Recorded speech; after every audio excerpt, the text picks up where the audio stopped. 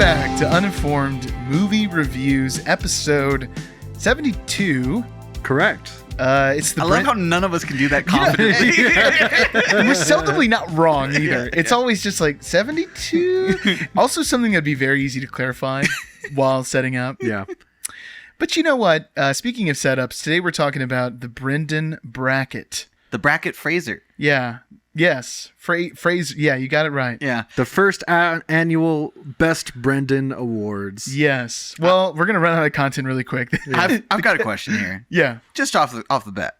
Do you think that as a favor for us, well, he doesn't owe us anything, but it would be a really nice gesture for Brendan Fraser to just collectively change his name to Brendan Fraser? Yeah, can he just do that for like the rest of the world? I'm just not gonna change the way I've been saying it this whole time. It's taking so much CPU in my brain to like correct myself from saying Fraser.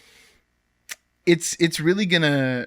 I'm gonna mess it up. I'm going to almost every time. I think I'm gonna mess it up, or make another mistake because you're concentrating so hard on saying Fraser versus Fraser. Brennan that you're Fraser. gonna like accidentally say the N-word or something. I just know we're gonna like trigger anyone that's like a diehard fan listening to this. I'm just gonna tell you, like, we are also diehard fans, but I'm just gonna say, it's maybe since he's come back, this is like a Brendan 2.0. You know what I mean? And we can start calling him Brendan Fraser. Well, what's cracking me up is that there's someone out there listening to this right now who's like, wait, it's Fraser, not Fraser? They're like Googling this on their phone. They're like, there's no way these assholes are right. I've been saying Fraser for years. Like the little Google voice is going, Fraser. There's a Mandela effect happening to like half the country right now. It's a Berenstein Bears thing. I think it is. Oh, baby, I hear the blues are well, calling.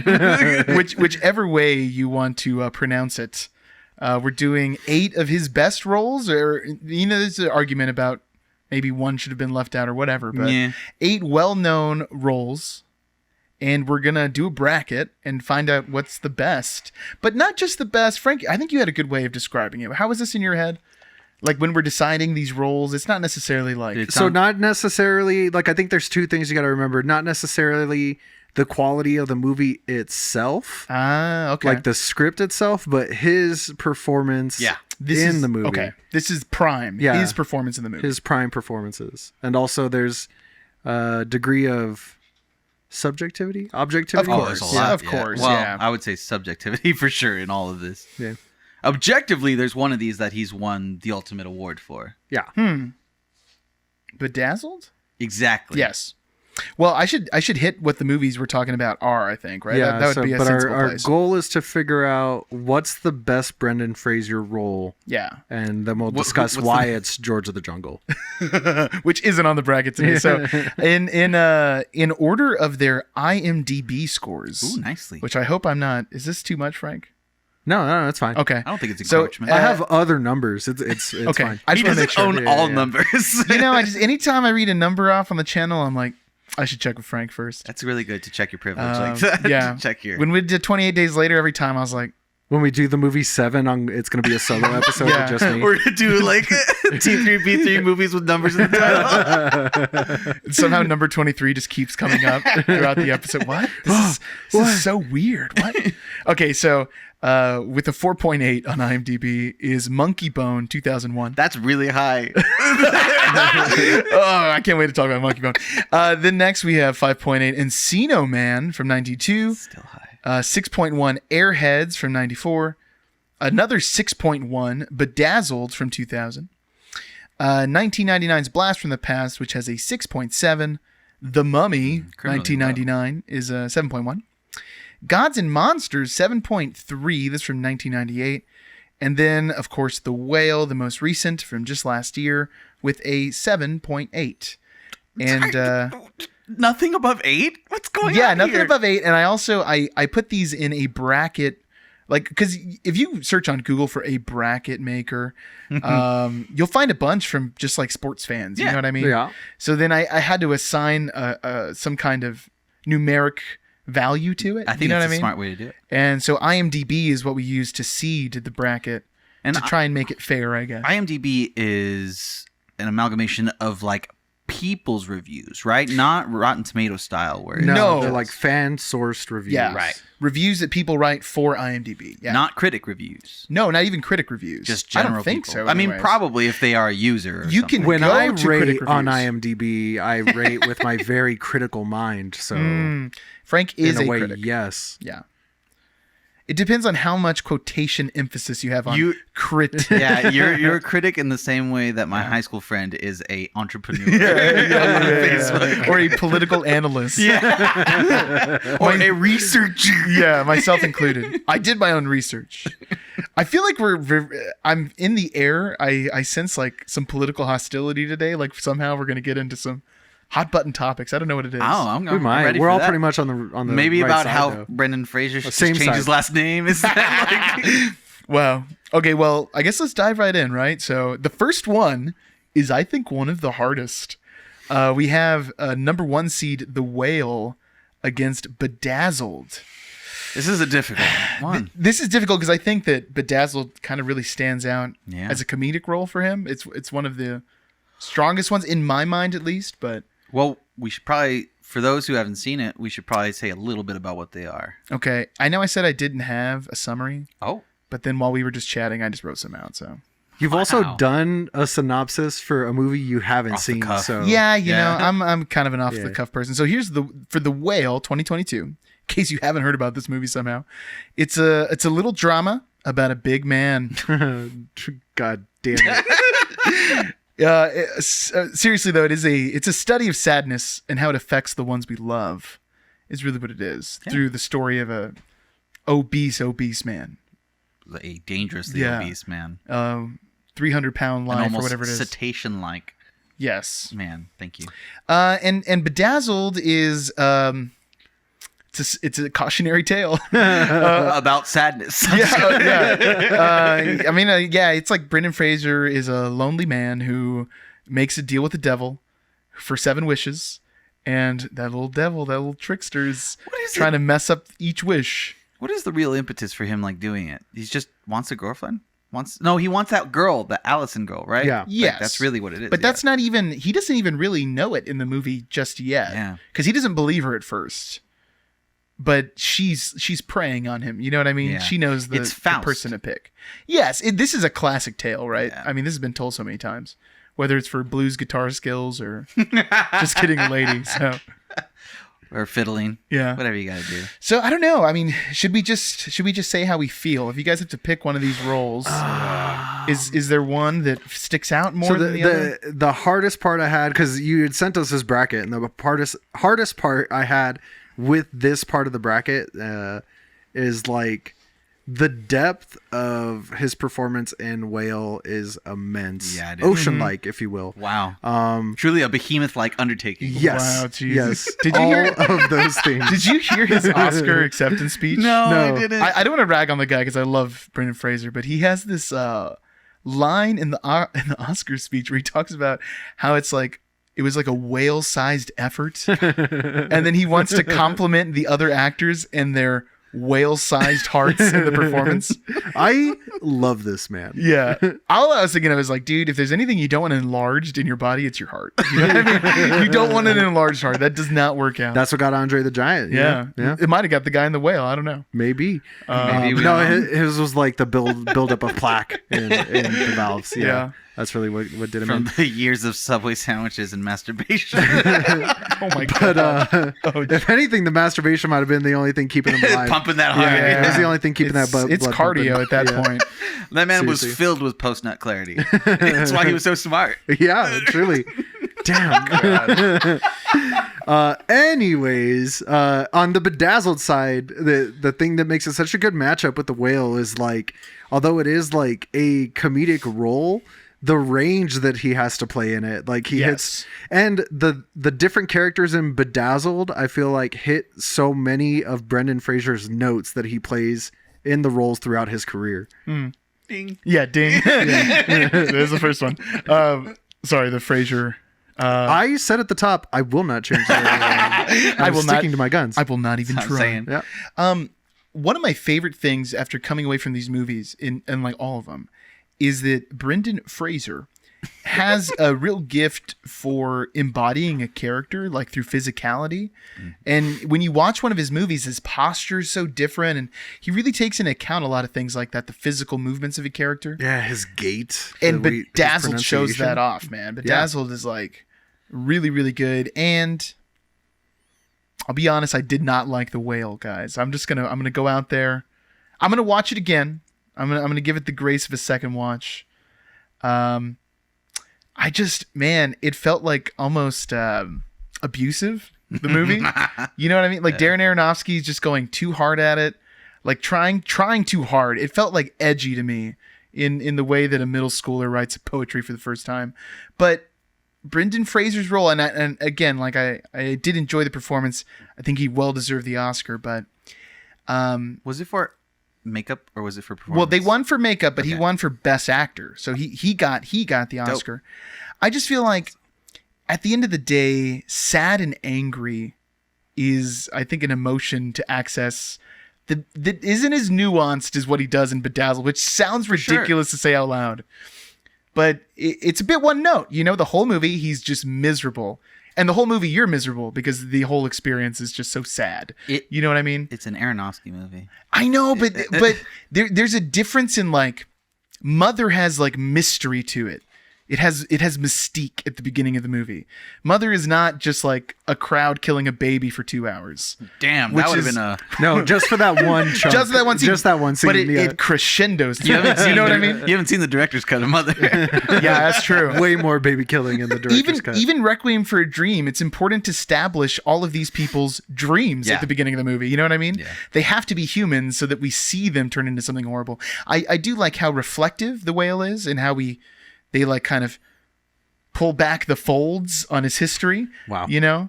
But at the end of the day, it's just like the end of the day, it's like, man, Aronofsky, like, I get what you're trying to do. And ultimately, I didn't even get an emotional reaction from the movie. Oh, that's a bummer. Because it was just like, man, he's pulling so hard and I see through the curtain. You know what I mean? Yeah. Like I get what he's going for. I don't know. Again, I'll watch it one more time. I feel like I don't know. I'm just being contrarian for the sake of being contrarian. I did enjoy it. Did you really? Okay. I enjoyed an emotional reaction for me. Yeah. For me, The Whale has leagues of depth to it. Wow. Oh, we're still doing this? It's a mammoth undertaking. So for me, it's like a lot about how it coincides with like the resurrection of his career that like adds to the depth of the movie too. Mm-hmm. So he came out from the depths of his own career and kind of harpooned the role. If anything, Aronofsky kind of acted as his Ahab in his pursuit of Brendan Fraser. But no. What I mean is like, it's like it's breaking down a little bit. All right, enough shoehorning. I haven't read Moby Dick in a long enough time to know if what you're saying is right. It's been a long time since high school, for being honest. I just think that like The Whale is like, it's almost like too synonymous with like what he went through with like the loss of his career. Okay. Like the tragedy he actually went through, but like I actually did get an emotional like just feeling from it, especially when there's that bit of resolve between his daughter and him, and then it kind of just like dissipates also. Yeah. But then he talks about losing his partner and stuff, and you get to learn a little bit about him. I like how it's kind of a contained set. It's adapted from a play, right? So they keep it for people, like one easy set. Feels like a play too. When you watch the movie, it's one of those movies that feels like a play for sure. Which I'm not saying is a bad thing. I love movies like that. It's not too many stationary shots, which is good. Mm-hmm. You know what I mean? But like, all right, in judging it against Bedazzled, this feels so difficult, really tough, man. right? Yeah, it's like how amazing is the dramatic role against how amazing is the comedic role, which I think. Yeah. But if I'm gonna look at it from like a rewatchability standpoint, from like a general pleasurable viewing experience. There's that's. I mean, we don't even have to say anything else, right? Objectively, nuts are busted in both of these movies if you think about it. For sure, but that might be every movie, you know. That's a segment on its own.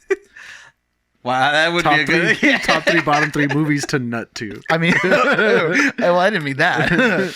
That's a Patreon exclusive, Frank. Wet hot American summer. I'm just kidding. What are we even talking about? Anyways, what I want to, if I'm pitting these two against each other, rewatchability is what I think. Rewatchability is going to do a lot to it, but also memorability too. Like, yes, I remember The Whale as like a good viewing experience. How many times am I going to go back and watch that movie? Well, for rewatchability, I mean, it's like you have to be a masochist. You know what I mean? You have to be a weirdo like me. Versus how many times I have seen Bedazzled, which is damn near almost, I mean, like at least 20 times. I'll go home and watch Bedazzled again right now.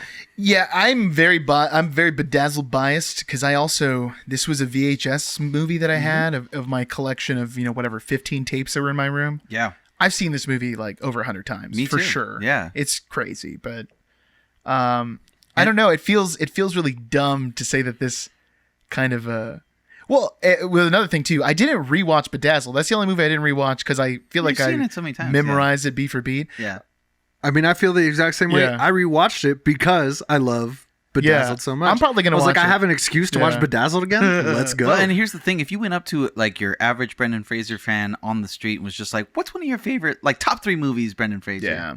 Bedazzled's going to be in there. Arguably, probably The Whale would be too, especially right now. I think. Right now. But, so hot will it stay in the zeitgeist? You know what I mean? Yeah, I mean that's another interesting thing is that Bedazzled is now 23 years removed. Yeah. Whereas The Whale could not be a more talked about movie Less at the than a moment. year reviewed. Yeah. Removed. And I mean, yeah. So for me, I'm gonna have to go with Bedazzled. I think it's interesting. It's just subjectively, and as a longtime Brendan Fraser fan, it's just peak Brendan Fraser. How do you feel, Frank? I feel the same way because of the point I made earlier. Like, I feel like the range of emotions and the range of characters that Brendan Fraser plays, and not just the fact that he's playing different characters, but playing the same character, playing characters, like that extra dimension to it. Like, I feel like is a harder thing to pull off acting wise. Well, I'm actually going to go with The Whale for my choice. No, I'm just joking. That'd be weird. I love Bedazzled. I'll rewatch Bedazzled. I didn't like The Whale, so I'm going with The Whale. The Whale all the way. Full speed ahead. Wild card. Well, since we're putting The Whale to bed, that's not a pun, I don't think. No. It was said like a pun, but it wasn't. Yeah. I realized I was like, to the sea? Now that we're releasing The Whale, now that we're catch and releasing it, I'm giving up. Rather ham-fisted. Are you going to ask us to free our willies? Is that where you're going with this? No, but... Do you want me to call you Ishmael? Again, this is Patreon content, guys. This is not the stuff you give away for free. X. Is there anything else you guys want to say about The Whale before we set sail to new that's right, conversation? because we're killing this thing and turning it into soap or something, right? Yeah. The Whale, with its 117-minute runtime, has a 65% positive score on Rotten Tomatoes right now.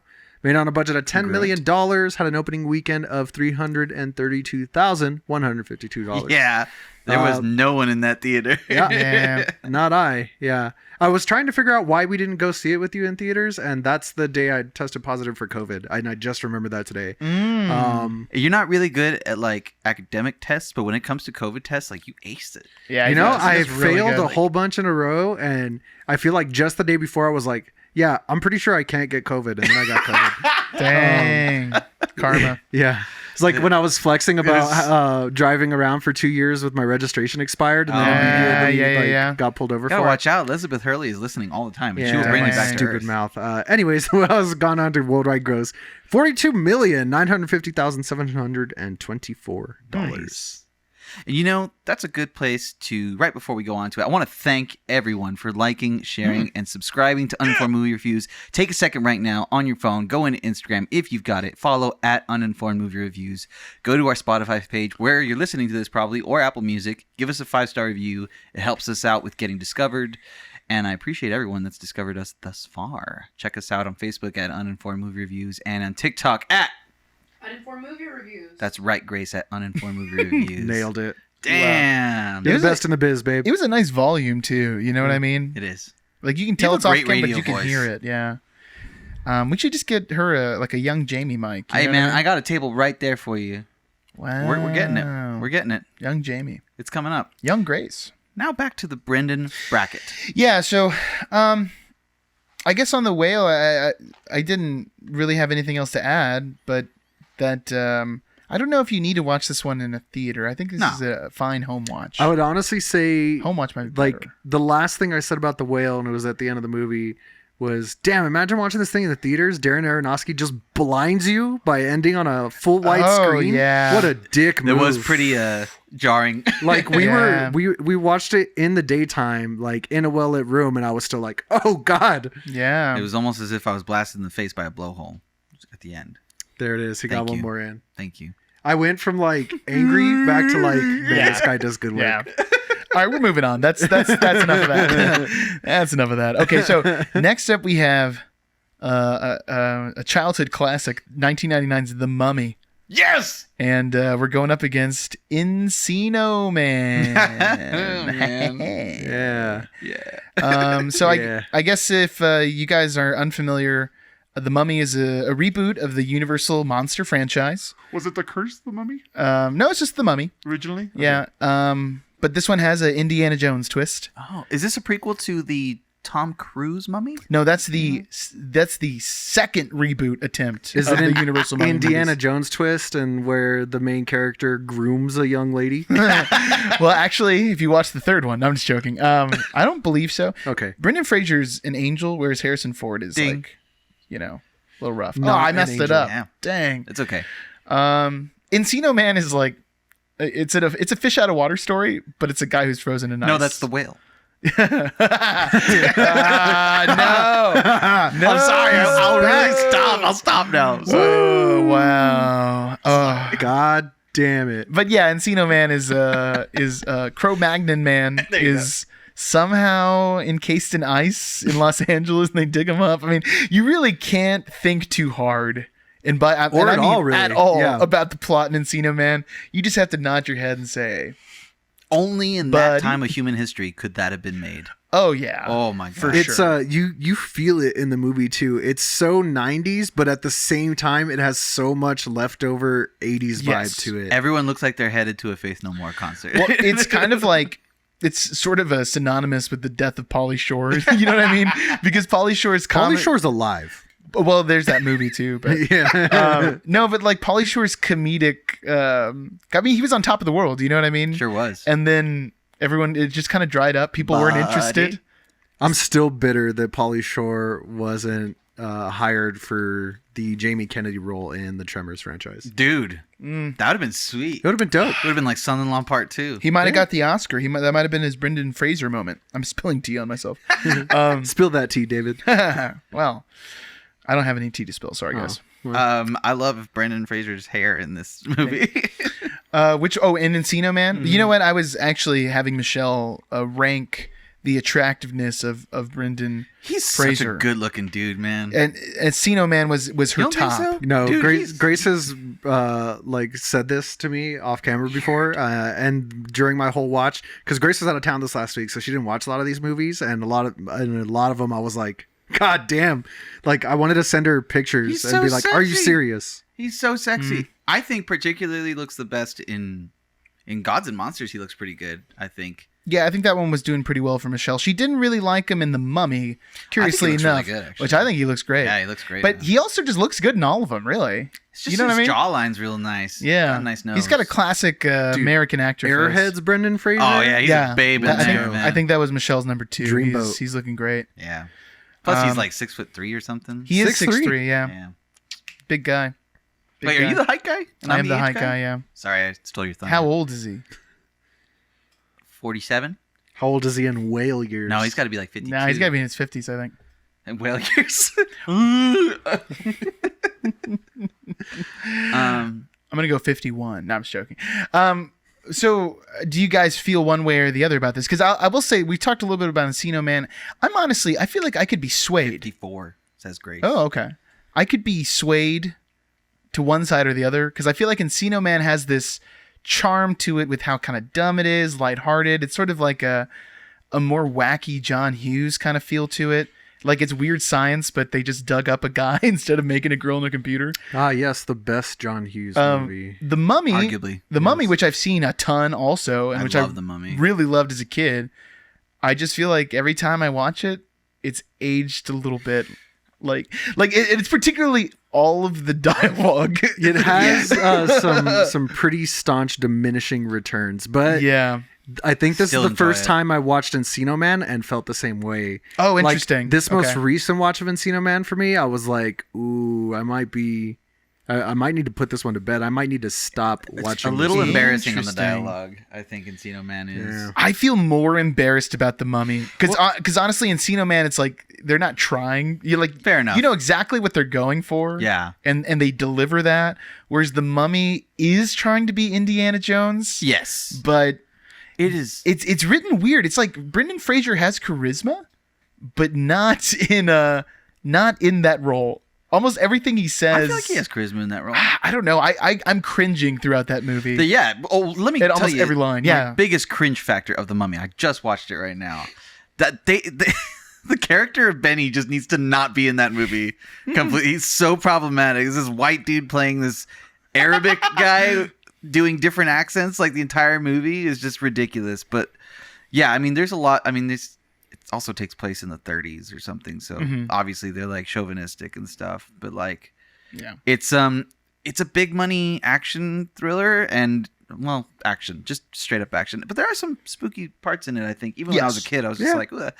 I can like deal with the aged CGI and stuff like that. I still think it's got good rhythm as a movie goes. Yeah, and again, for me, it's like it's the dialogue and the direction of the performances. Really, it's literally the way things are said and what they're saying. Emo Tip still crushes that role. Yes, I mean there's some good parts, but it's mostly it fails at all of the comedic efforts. Yeah, whenever there's a joke, the horses are on the wrong side of the river. It's like, oh, you got to think about how stupid Americans particularly were at that time. That was big dumb cinema dialogue. It feels a lot like Independence Day to me. Yes, and I can't watch that movie anymore. That movie's cringe. It is a bit can't like an Egyptian Independence Day. Yes. Well, that's a sign of the times. It's a sign of the times. Yeah, exactly. So, but his delivery, I mean, I guess any number of white guys could have played O'Connell, but yeah, but he was the hot guy at the time. Yeah, but he did great. I mean, it's kind of like his baby if you think about it. Like it's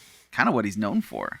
He did. Yeah. I feel like he did a good job, but did he do a better job making you believe that he was O'Connell, or were you like Brendan Fraser was a caveman while you were watching Encino Man? Okay, so in Encino Man, I think he's funny, but the problem really, and that you really have to let it go, is that a caveman would just be so much more terrified, being like reacting to the real world. I also don't think he would be a white babe. No, and he wouldn't learn. He got the Jesus treatment there, for sure. He wouldn't learn how to talk immediately. I think his brow would be a little heavier. Yes, you know what I mean? Like the way I'd imagine that situation actually playing out in real life is like he thaws out, and either one, he just turns into a gross puddle. Yeah, or two, he like actually animates, becomes extremely violent from the confusion, and gets gunned down by the police. For sure. Or third, especially if he was accurately darker. Yes. Or third, he comes to, catches a cold, and dies immediately. Yeah. Tell me about it. Legit though. So catches the flute, dies. But like, okay, so then you have to put that out of your mind and just say, I'm gonna watch Brendan Fraser being silly, buddy, and Pauly Shore doing his bit, and Sean Astin coming in and out of the movie. Yeah. So I don't know. You know, I feel like we're leaning more towards Mummy, which I'm totally okay with. Rewatchability-wise, I would rather watch The Mummy if I had to have a choice. Yeah, you know, I think even with the cringing parts, it's kind of comfortable watching The Mummy. It's like the soundtrack's great. It's a good time. It's like fun. And I would even give Encino Man an extra sympathy point for the fun Easter egg in Son-in-Law. Yeah. Where he shows up as the caveman in Encino Man. But I feel like we got to give it to Mummy on this one. Yeah, and I feel like even you just saying that, it's like I would choose Son-in-Law 10 times over Encino Man. I feel like. Son-in-Law may not be a top tier movie. It's way better. But it's than on the tier Encino right Man. under that. Boy, I'll tell you way what. Son-in-Law is fantastic. Yeah. Okay, so I guess The Mummy stays in. for another go. It makes it to the wild card round, to the divisional round. I'm sorry. And any last thoughts on Encino Man? Maybe Frank should give us the numbers before Well, if we're talking about Brendan Fraser's hotness, also pretty hot in Encino Man. Yes, this was Michelle's top. Really? This was her top. Once he's got like the hair done and everything. The hair, especially because of the hair. Yeah, the hair really did it. Hair was like so long ago. I was like, oh, Michelle liked Frank's hair. I guess what's going on here. But who doesn't? He's a handsome he's guy. a beautiful. I mean, my hair game. There's no complaints. You're there. his brown cousin. Man, imagine. Encino Man, with its 88-minute runtime, the aforementioned 5.8 out of 10 on IMDb. Sorry to interrupt, but 88 minutes is exactly how long this movie should be. You know what I mean? Yeah, Perfect. even if you want to trim it down to 80, fine. Yeah, that's cool too. It is Nice not and over. neat. Yeah. Perfect VHS. Put it on for the kids. Walk away. Yes. 15% on Rotten Tomatoes, which sounds about right for like aggregate critic reviews. Like, imagine the critics just tearing this one apart when it came out. Made on a budget of $7 million. Whoa, that's lean. Encino Man, well, they could have gone leaner because Encino Man will go on to flop. No, it made a decent amount of money. I'm thinking of a different movie because a couple of his movies are rough flops. Yeah. Flaccid flops, if you will. It would go on to make $9,866,120 Maybe it's not. opening weekend. Yeah. And $40,693,477 worldwide gross. 40 million? 40 million. Wow. I'd say it's a success. I mean, that's worth it. Yeah. So somewhere people are loving Encino Man. There's probably some dumber international movies that could be made. And they're probably like, well, this is actually pretty cool. You just never know what's going to click with other cultures. Well, man, I'm trying to think about some other stuff. Well, it was kind of cool seeing the other Oscar winners show up too. Ki Hui Kwan shows up as a little cameo in here. I think one of his last roles probably before he comes back. He went away, Yeah, which is cool to see. Although he's not in much he's of the like movie. The leader of the computer club. They meet him on the school grounds. Yeah. Yep. I feel like there was another actor who popped up in this movie who was like a surprise to see on screen, but I can't remember who it is now. Sean Astin. Maybe it was Sean Astin. We all knew Sean Astin was going to be there. It really felt though that they didn't kind of know what to do with Sean Astin's character. And you know what? He comes off pretty unlikable in this movie. Yeah, very desperate. I love him. I think because at the beginning of the movie they're digging a pool. He's digging his own pool for his prom after party, which no one is going to go to. No. I don't think he understands how much of an undertaking. I think he just thinks if I have the pool, if I build it, they will come. Yeah. That's what he's thinking. Close encounters mentality. But then, Brendan Fraser ends up being the cool foreign exchange student. I mean, if the 90s is gonna like gravitate towards one human being, it's not gonna be Sean Astin over Brendan Fraser. No, let me dig up this attractive 6'3" guy, and then take him to school and introduce him to the girl that I want to fall in love with me. Says the Hobbit guy. Says the secondary Hobbit guy. You're not even lead Hobbit. You know what I mean?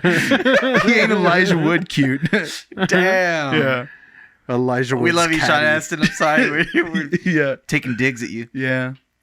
He's fine. Rudy sucks. He's good.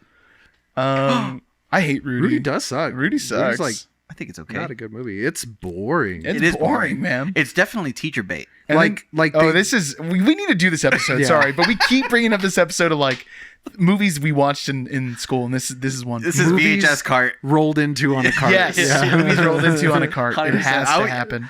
I'll have to ask Sam if they had that same phenomenon in high school over there, where it was just like teachers out for the day, roll in the VHS. Dang. Put on Rudy radio. They just put on Faulty Towers. That's what they do. Oh, they're just watching reruns of Faulty Towers. I was like, I don't even know what that is. Is it a soap opera? It's just like an old British show. This is my British joke. Hopefully, she'll get it. Yeah, Sam, text Sam's Danny. Laughing. Let me know if it was worth it. All right, that one was for you and the select British audience. I'm laughing in cursive. Yeah. I say, what a good job. Cheerio. I don't know. Nothing else to say about Encino Man. I think it's a cute little movie. It's fun. Yeah. It's a fun. fun. It's not his worst movie. That's for sure. No, dang, it's a fun little blast from the past, if you will. Wow. No, that's a different one. Speaking of blast from the past, let's move on to the next category, which is not blast from. No, it actually isn't. It's Gods and Monsters. number 2 seed against Airheads. Ooh, this is a tough one. This is a tough one because Airheads is an enjoyable movie. It is fun. Yeah, it really is. It is fun. So, another one where you gotta kind of leave logic behind a little logic, bit. and you need to put yourself in the time frame to enjoy it too. You gotta Which make I yourself feel like you could say for Gods and Monsters too. Dude, I objectively, well, subjectively, but Yeah.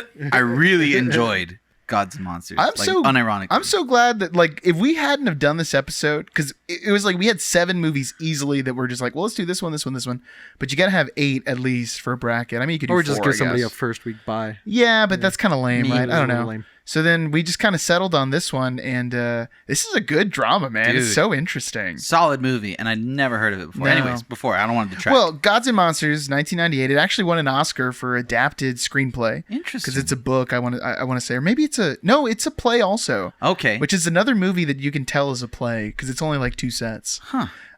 It's a retired film director Frankenstein, tries to seduce his gardener who's a vet. Yeah. Who's played by Brendan Fraser. Yeah. Nice. It's homoerotic. It's That's what the movie is. You know what? This movie gives off. You ever seen Foxcatcher?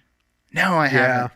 It gives me Foxcatcher vibes. It's like it's like Foxcatcher without going full Foxcatcher. Full rest. Well, Yeah. there's a moment that it interesting. goes close to it. Well, no, this is- because it's like almost like reverse Right. Foxcatcher. Yeah. It's a reverse. Yeah, it's really about like a guy who's just like lost his aim in life. Brendan Fraser's character. Oh, okay. I Like- thought you were talking about Foxcatcher again. I was like, No. It's No, about too much aim for the guy in Foxcatcher. That's the problem. oh, interesting. Yeah. So it's James. Too ambitious. James Leach. I don't know. He's the actual director. I don't remember. Yeah, but he's the guy who directed Frankenstein. Whale? It's like It is Whale. or something. Whale, like that. it Yeah. is because I was like, Yeah. oh, it's the whale. How That's- weird. Yeah. What is happening? Yeah, he's the real director of Frankenstein. I mean, obviously, I don't know how true this story An is. actual historical character. He's a bit of a this is like historical fiction kind of Yeah. stuff. He he likes young men. He's a little you know what I mean? predatory. He's a little predatory. He's got a bit of that old Hollywood energy. You know Yeah. what I mean? Yeah. So it's definitely creepy. Yeah. But he's also an endearing character. I would say it's Ian McKellen, so it's hard Yeah. not to like him. I mean, yeah. Brendan Fraser getting touched by Gandalf. It's an interesting sell for this story. It's a little magical. I'll say it.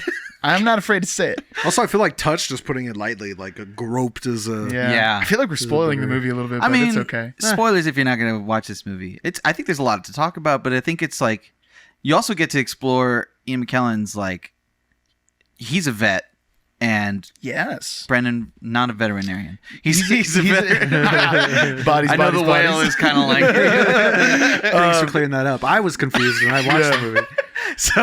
so he's a vet who's like plagued by PTSD. Yes. From the First World War. From the First World War. I'm pretty sure they were still calling it shell shock. Shell shock, Yeah. right.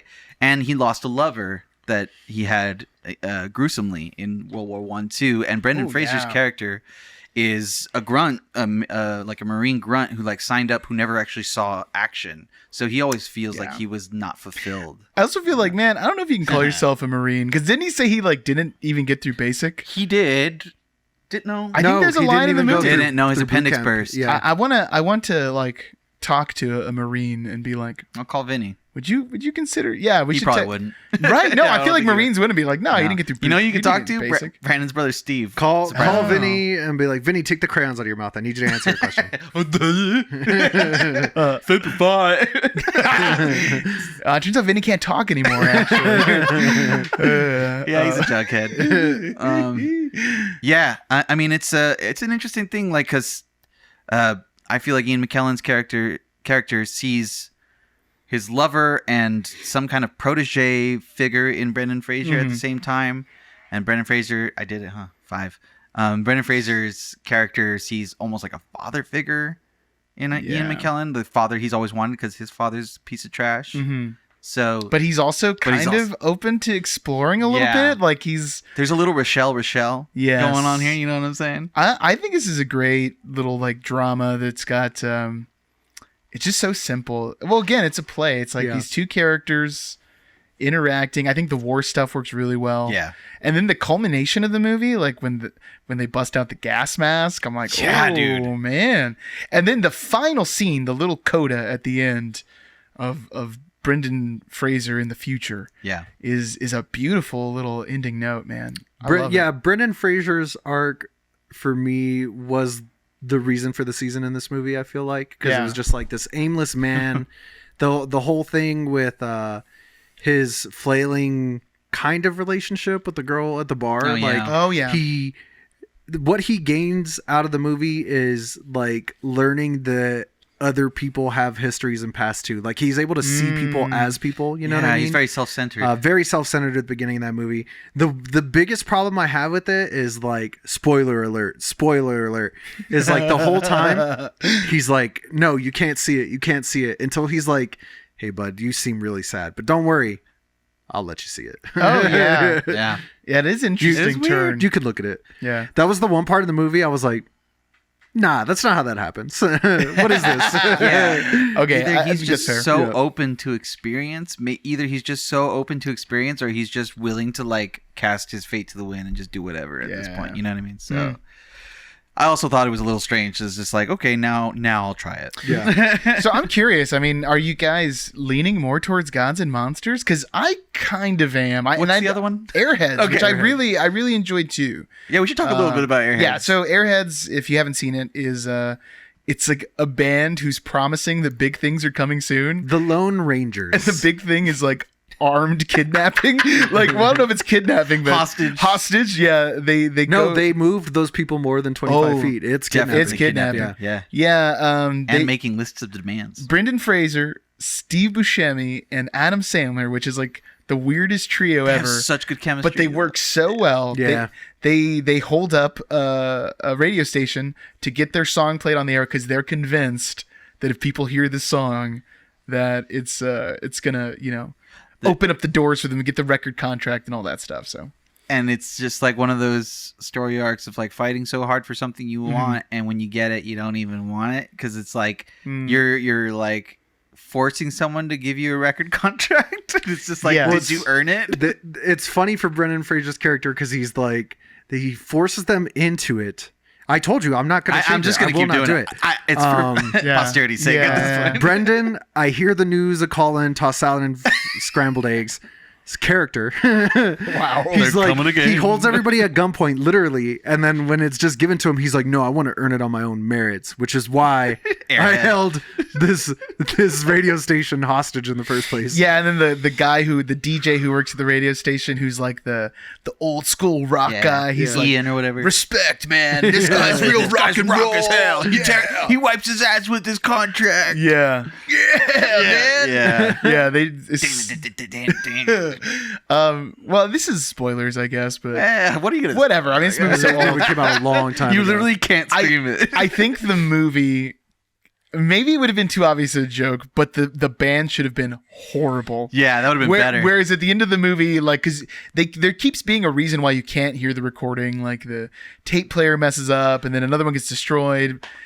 They finally fly in the live set, and then you hear the song, and it's like, oh, okay, this is pretty good. It's basic. It's supposed to be really good, you know what I mean? But it would have been hilarious if it was like they can't play or like the song's just unbearable. I mean, it was good enough to take the country by storm in the early 90s. Yeah. One of my favorite moments from that is when they're trying to play it and they're just like, we don't have reel to reel, dude. This is like the 90s. We have cassettes and CDs. And he's just like, I told you we should have brought cassettes. And he's just like, it just takes out all the low end and makes me sound like someone stepping on my balls, dude. It's funny because I feel like they really get the musician dialogue in this movie. Well, yeah. Like the things they say sound pretty real to me. There's one that I love where Brendan Fraser's like, we've put in the work, man. You know what it's like to play a show when the only people in the audience are other bands and their girlfrions? And I was like, actually, I know exactly what that feels like. I played years I've done that for a long time. So it's funny because then it's like, well, this guy's just so entitled too. You know what I mean? Like we do it, so we're earned it. Yeah. They're entitled, delusional, but also like charming, especially Adam Sandler, who I think he's really funny in this movie. He's one of my favorite Adam Sandler roles. Yeah, it's not normal for him, right? No. To play the shy guy who's like, he does his goofy little character a few times, but it's not a lot. It's so muted that it really works. Maybe it's because it's toned down. That bit where he walks outside and the cops there and they're like doing the same movement.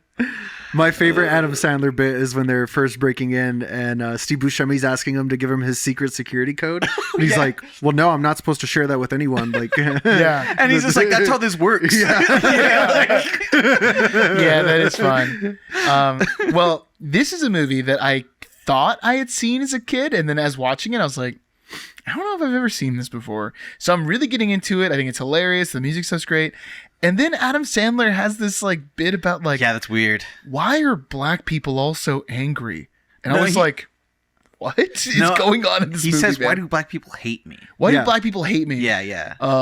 Yeah, all of them I meet, they're just so angry at me or something like that. He's like, I'm hip. I listen to the rap and. But yeah, I listen to rap. And all that, yeah. And there's another comment later to a black person where he's like, "Oh, you've probably heard the Public Enemy record, right? That's probably the one you've listened to." Yeah. And I was kind of like, the joke here is that they're black people. Yeah. The joke isn't that Adam Sandler's being a racist. Right. The joke is like, this is a funny observation. Yeah. No, there's one line in there where I feel like, because it's in that first time where he's talking to that lady, and the line is like, why don't black people like me? And she's like, what? He's like, yeah, I meet them and they're always angry at me. He's like, but I know how it is for you guys. It must be frustrating dealing with this and this, or you go to a store and they're just following you around, like, and they think you're gonna steal something. Like, I know what that's like. And the lady's like, what are you talking about? He's like, oh, she's like, that's never happened to me. That doesn't happen to you. And I think the joke is like, not all black people are the same. You know, he stereotyped her, but she's just like, well, no, like I live in the suburbs and I drive in to come work at this radio station every day. Maybe it could be. I need to watch it again, but so many of them were just like, a little weird. Because it's not just one. Yeah. You know? It happens several times. He goes up to the dude that works in the radio station, the black guy there, and he's just like, hey, man, Hendrix was great, man. He was a god. I'm down. Yeah. And he's just like, get away from me. So but there was a little bit of the white dude going too long with the handshake vibe. 100%. Yeah. I don't know. It just kind of sad. It was also, I mean, I guess it just definitely wouldn't happen today. You know what I mean? Which people could say is a plus or minus for comedy now, but I don't know. It soured the movie for me a little bit. But that also has nothing to do with Brendan Fraser's performance. It doesn't, but you know, Danny is also talking about like rewatchability, and it's kind of like, well, I don't know about Airheads. You know what I mean? I'll rewatch it again. I just have a nostalgia with that movie though. Which I get. Yeah. And that's definitely one I grew up watching. Like, yeah. There's a moment where they're yelling Rodney King. Rodney King. Which is really weird. I think the idea is like, we're going to start a riot. Yeah.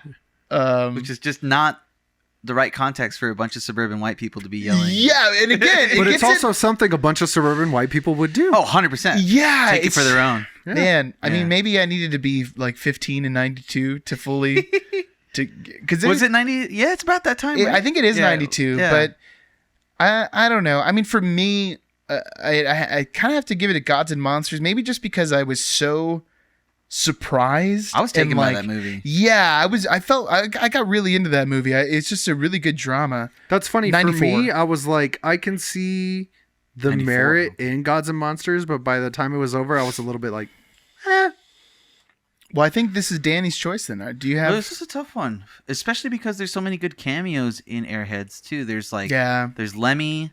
There's I don't know if like Sebastian Bach or something like that shows up. You also got Michael Richards in a role, which leads back to the. It was pre-tirade. That's a bit weird. Yeah. It was honestly uncomfortable seeing him on screen, like looking like Groucho Marx. Yeah, you were like, this makes me feel kind of racist, and then the dialogue started happening, and you're like, oh no, oh god. I also like the cameo from the Sega handheld.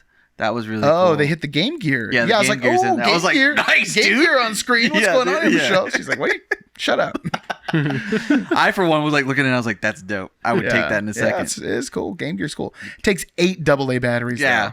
That's a lot of AA's. Yeah, well, it was color before the Game Boy. It was sick. Someone on our bus had one, and I can't remember who it was, but I like begged them to let me borrow it, and they did. Oh, nice, nice. Sketchy boo for a child to me. Yeah, I got to play Street Fighter on it.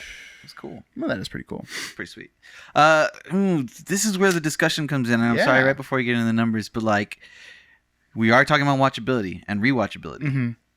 And though Gods and Monsters for me is a big hit, Airheads has been with me for a long time, and it lives rent free in my brain still. I get that. And I kind of had a feeling when I looked at the bracket, I was like, well, these guys are definitely going to go for Airheads. But it's not as an easy choice now for me. I mean, I gotta say, no matter what, I'm just pleasantly surprised by Gods and Monsters. Yeah, it was a surprise. Movie. It's really good. I feel like it could have been served by leaning more into the homoeroticism. Yeah, it didn't go hard enough. I would have been really comfortable with that. Like when you said Mm-hmm. it was pretty homoerotic, I was like, I almost didn't even really get that. Like that was just a subtext for me. Straight man being tempted by elder gay man. He wasn't being tempted at all. It was all about like him trying to come on him being like, nah. I kind of feel like Gandalf was playing the long game. That's what I'm saying. You know what I mean? The temptation He's a pretty was long daddy. the temptation was, hey, come model for me. Gandalf the Long. Oh, this shirt's not gonna work. Let's take this shirt off. You know what I mean? Yeah. It's like, and then he did a little gaslighting. He was just like, my dear boy, I would never be. You're not my type. You're not my type. Yeah. I hate buff, svelte young boys. Yeah. Oh, I hate them. Oh gosh. I love big fat men. It's just, Well, he just had to wait a little bit longer. yeah, that's what I'm saying. He's playing the long game. It would have you know worked what I out. mean? So yes, he's still a predator. Yeah. Yeah. Wait, so what are you deciding? I This is think yours. I'm gonna Yeah. have to go with Airheads. Let's do it. I think Airheads so. it is. Party on, dude. Well, give us the numbers on old Gods and Monsters, Frank. All right. Gods and Monsters, with its 105-minute runtime, has a 7.3 out of 10 on IMDb and a 96% on Rotten Tomatoes. 96. 96. Dang. So you would think with the critics great just movie. Wow. like, what's the most sensitive way I can put this? In their shorts about this movie. Wow. The more people go see it, you're wrong. Yeah. Made on a $10 million budget, had an opening weekend of $75,000. Wow. And has worldwide grossed $6,451,628. Wow. So even still. Criminally Still. underrated. Dang. They still owe money on that movie, yeah. Well, How crazy is that? The best movies are the ones that don't. I mean, well, this is why we haven't heard I of had it. never heard of it, yeah. That's why we never heard of it. And with that, both Oscar winners are put to bed. And let's look at the next lineup, which is Monkey Bone. Oh God. Against Blast from the Past. This might be the easiest bracket. Dude, I mean, well, I already know the way this is going to go, but I'm just going to... are you pro Monkey Bone? I love Monkey Bone. I love Monkey Wow. Grace, how did you watch Monkey Bone with him, right? Bone. No, she did not. Oh man, you That's have one of the to ones she watch missed. it. Yeah. Grace, I was telling her she needs to watch it because I feel like she would also really dig this movie. Interesting. I'm curious to see what you say now. I think Monkey Bone is a really cool concept. Yeah. And I think there's really cool visual stuff. But then the movie is plagued with issues. It's so annoying. It's an annoying movie. Monkey Bone's annoying. Monkey Bone is so annoying. All the other characters are annoying. Yeah. The writing's The writing horrible. is annoying. If I hear Nightmare Juice one more Yes. time, I will slam this laptop closed. The pacing is all over the place. There's This is not your storylines. laptop. Do not slam it close. Don't say it. Don't say it. There's like plot lines that are added in, forgotten about. no.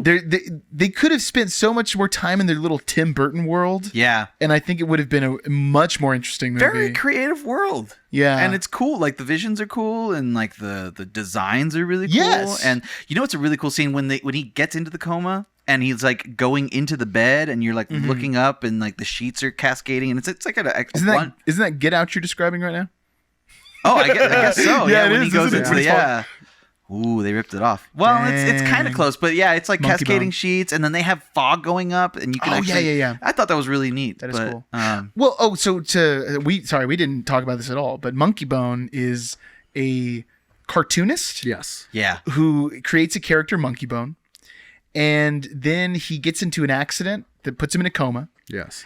And in the coma, in his subconscious, Monkey Bone is real. And he's like journeying through his world of the subconscious, trying to escape. But upon finding the method to escape, Monkey Bone escapes in his body. And then he has to escape in another body in order to try to stop his creation, I guess. So it's definitely To an stop odd his one. creation from stealing his lady. Yes. It's a morbid movie. It Yeah. is. Yeah. Yeah. And I think I love that part. Yeah. I love like just saying the plot to me sounds like it could be a really good time. Yeah. But then I hate everyone. The dialogue is so. And there's great actors in this movie. Yeah. And they're just delivering bad lines or their weird performances. Actually, I love Bob Odenkirk's little cameo in this movie. Yes, as the he's organ great. harvester. Oh, and then the organ harvesters are so funny. Oh yeah, because it's like the clown car. So when Brendan Fraser comes back as Chris Kattan, Yes. Yeah, Chris Kattan, sorry. which was weird. Katan's the board game. Chris Kattan, he like comes back to life in a dead Olympian's body that's in the middle of having its organs harvested. And then Bob Odenkirk and the rest of them are just like not surprised at all that a dead body has gotten back to life. Yeah.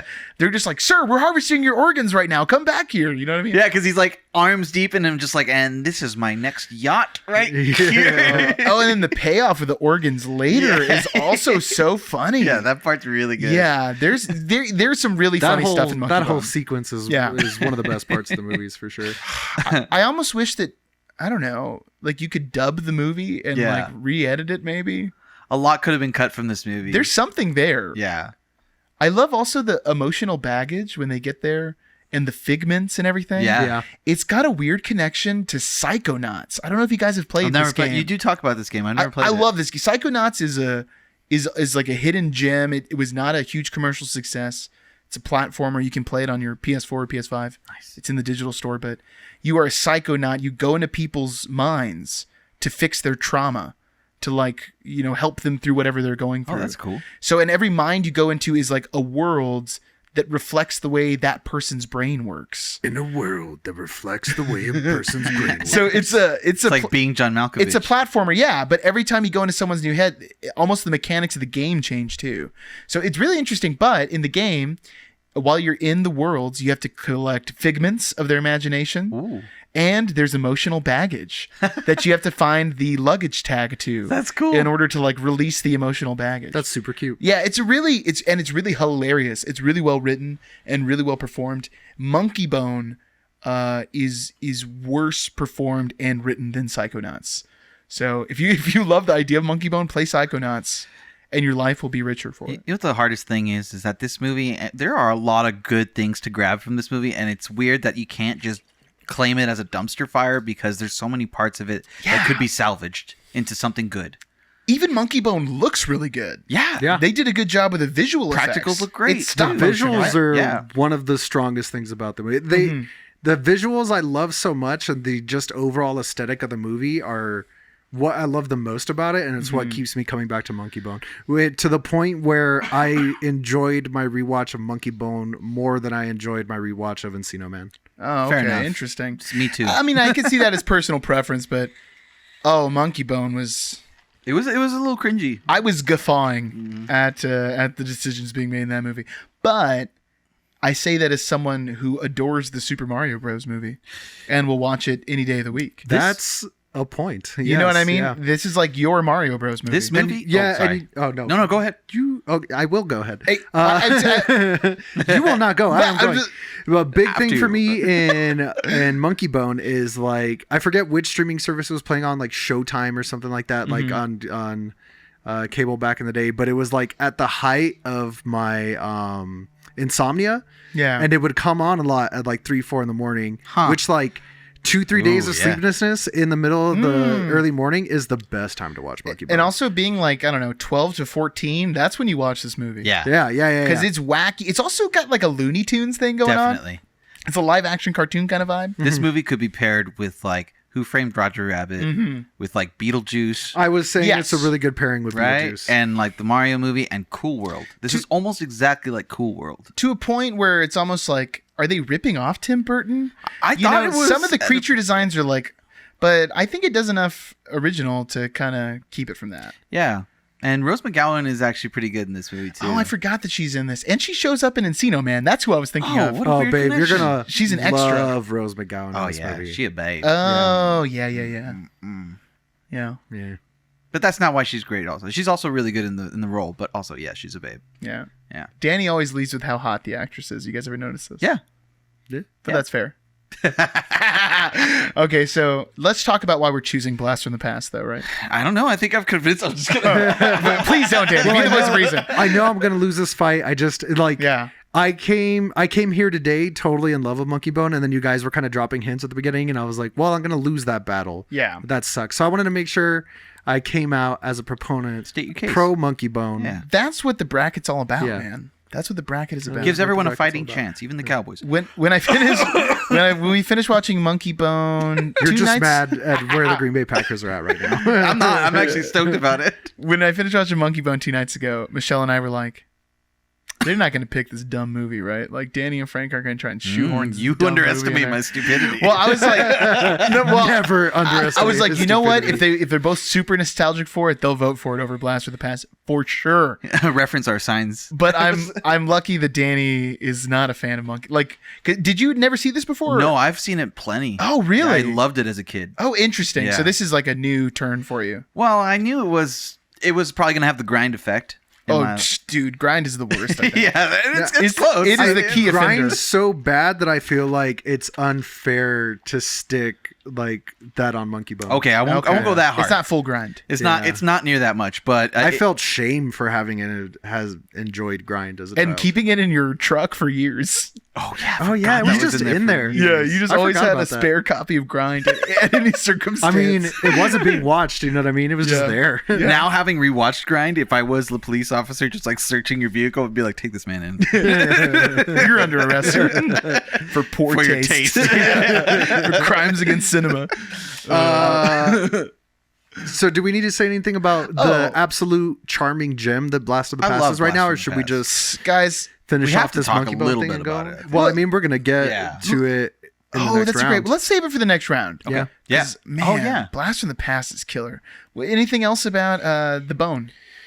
I think it's fun. Yeah, it's fun. If you haven't watched it, I feel like if you're in a super silly mood, check it out. If you want to have like a weird mushroom trip, that could probably be a good one Yeah, interesting. to turn on. Yeah, Yeah, I agree. love it. We're Yeah. totally gonna have to check it out sometime because I think you're gonna dig it. Yeah, I'm curious to see what Grace says. That was a really good version I sent to you guys too, like full quality. It's on something else. Oh, well, you know what? I rented it. Yeah, Oh, you I did what rented it, Frank yeah. did. Yeah, I spent that money. Yeah, me too. I couldn't find a wink. I couldn't find a copy of that movie used. And you know what? Yeah, Ironically, you I can might. talk. I just feel like the description that David gave Yeah. makes me not want to watch that movie. Oh, I'm sorry. fair enough. But also, hey, I'm doing my job. I say make your own opinion. Yeah, don't trust the critics. I think you'll have fun because of your love for like Beetlejuice and stuff like that. Like I think you'll have fun. And You'll you have to remember David's a big old poopy pants. you'll at least appreciate the aesthetic. Yes. I think. And then if you hate the movie, you'll be like, David was right. Yeah. So Which I'm both ways. doubtful that I'll ever say that. there you go. no, you will. You'll watch that movie and be like, damn, David was right. I don't know. That's No. She's that's gonna a say, stretch. "Wow, you would think David with that big head of his would say smarter things." Okay, now you have to watch Monkey Bone. You need to watch it before the next episode. Yeah, we need to update. Grace update. Down. I'll watch it again. Oh, Monkey God. Bone. Monkey Bone for It could 1,000 years. do with the Encino Man runtime. Me having to watch Monkey Bone again, like this year, this decade might be too soon. You know what I mean? I'm gonna have to wait till the 2030s before I watch that movie again. I'll just wait till like if you're old and senile and I end up taking care of you, I'll just be like, well, let's slap on his favorite movie. Well, I have weird kids. I'm gonna be taking care of you, old senile guys. Oops. Yeah, just put on Monkey Bone. I'll be fine. I would not show my kids Monkey Bone. I'd be like, I'll show you No. Beetlejuice. Yeah. There are 12 movies I'll show you before I show you Monkey Bone. Don't worry, I'll babysit them at some point. God, no. Yeah. I'll turn the Wi-Fi off or something. I'll find a way to prevent That's it. what we're gonna do. I'm gonna teach them how to prank you and Michelle, and we're gonna watch Monkey Bone. Oh, God. Jesus. Well, you know what? A child might like it. Yeah. There's some weird boner stuff in that movie. Oh, there is some weird sex stuff. The Yeah. sex scene's super weird in It's Monkey kind of Bone. creepy. Yeah. He just like accosts her too. Yeah. Well, it's like Monkey Bone is his id. You know what Yeah. I mean? Yes. It's pure unadulterated id in a tiny little monkey's body. Yeah. That's true. So, what are the numbers, Frank? Yeah, I kind of forgot what we were doing. Monkey Bone, the 2001 release, pre 9/11. In case you're Is that what wondering. 2001 is? what month? Kidding. February. Oh, Yeah. So We had a while. Maybe this is what inspired them. You know, I didn't want to say it, but it was in the back of my head. That's what I'm here for. Yeah. Don't worry about tarnishing your career. I've got you. With its 93-minute runtime, has a 4.8 out of 10 on IMDb, 20% on Rotten Tomatoes. Made on a budget of $75 million. Had an opening weekend. Whoa! Made on a budget of $75 million? Yeah, dog. Yo, it's expensive to make that aesthetic. Wow. That stop animation and all those little sets. That's wild. Yeah, that kind of stuff's expensive to do. That's why you don't see it all the time. Goodness. Yeah. $75 million budget. Had an opening weekend of $2,685,078. Dang. And it's currently worldwide gross a little bit more than that with $7,622,365. This is actually, when it flopped so bad, the director was like, maybe I'm not supposed to do live action crossovers, which is good because he went on to do like a Coraline. And really? Yeah. Dude, I love that movie. Yeah. Wow. What a turnaround. That's crazy. Yeah. That is a incomparable failure. It's like, well, unfortunately too, as Brendan Fraser, he had some physical issues, like injuring himself, on sets. He had sexual abuse from executives and things like that. But then also he had a bunch of movies, especially as we're getting into the 2000s, that did not make money. Yeah, we're headed into Dudley Do-Right territory. Yes, all the do wrong. The bad bracket that we, Looney Tunes. The bad bracket. Dude, I forgot he was in there. Yeah, and Furry Vengeance. Oh God, isn't that also him? Yeah, is it? Yeah, that's much later too. I think there were a ton of movies that performed like the Houston Texans this past season, where they weren't even in the playoff season? Running at all. Season before that. Probably this season. Probably this one. Yeah. I love football. Gus. That was for Danny, which is why I made direct eye contact with you. Yeah, that's usually what you guys do. Yeah. So here we are to the semifinals. We have Bedazzled. Bum, bum, bum, bum. Against wrong one then. My bad. Bedazzled against The Mummy. I feel like this is an easier choice than the first round. Yeah, I think it is too, because the movies aren't. Well, I mean, they are very different. Yeah. But and I kind of said this already. Whereas in my mind, The Mummy has flaws. Yeah. That Harold Ramis magic that is Bedazzled. I mean, it still hits just as hard today. Yeah. I think. I would show that movie. I would agree with you. I would show that movie to anyone. Yeah. And be like, you'll have a good time. Yeah. You'll laugh at least once. Mm-hmm. And it's not just. I know we're going off of Brendan Fraser's, I did 9. I know we're going based off of his performances, but his cast that also morphs with him in every situation is just as good. Yeah, so it's like each of the 7 wishes, it's a totally different setting too. A lot of them are like... they're even shot a little different. Well, each of the 6. 6, sorry. Well, I guess technically they do go to a different setting because they have to drive to McDonald's. Yes, that's true. That's true. But yeah, the cast of, it's like his coworkers and the girl he's interested in, they're in each of them, and they do killer too, man. They really do. It's so funny. And you're right, the filming techniques change. Yes. Like in the beach scene and stuff, they do a lot of soft lighting and different color palettes and stuff like that. And then you have the ultra famous Colombian drug lords scene, which is just a really well made action, And the scores are all really good. His accent work on the is fantastic. Dude. His Spanish. Yeah, his Spanish is actually really good. Yeah. He speaks better Spanish than I do in that sequence there. Yeah. I had actually just saw an interview with Brendan Fraser about that scene, and that when they were making the movie, they were really worried about, is this going to be way too ambitious? You know what I mean? On paper, it sounds like it. Right.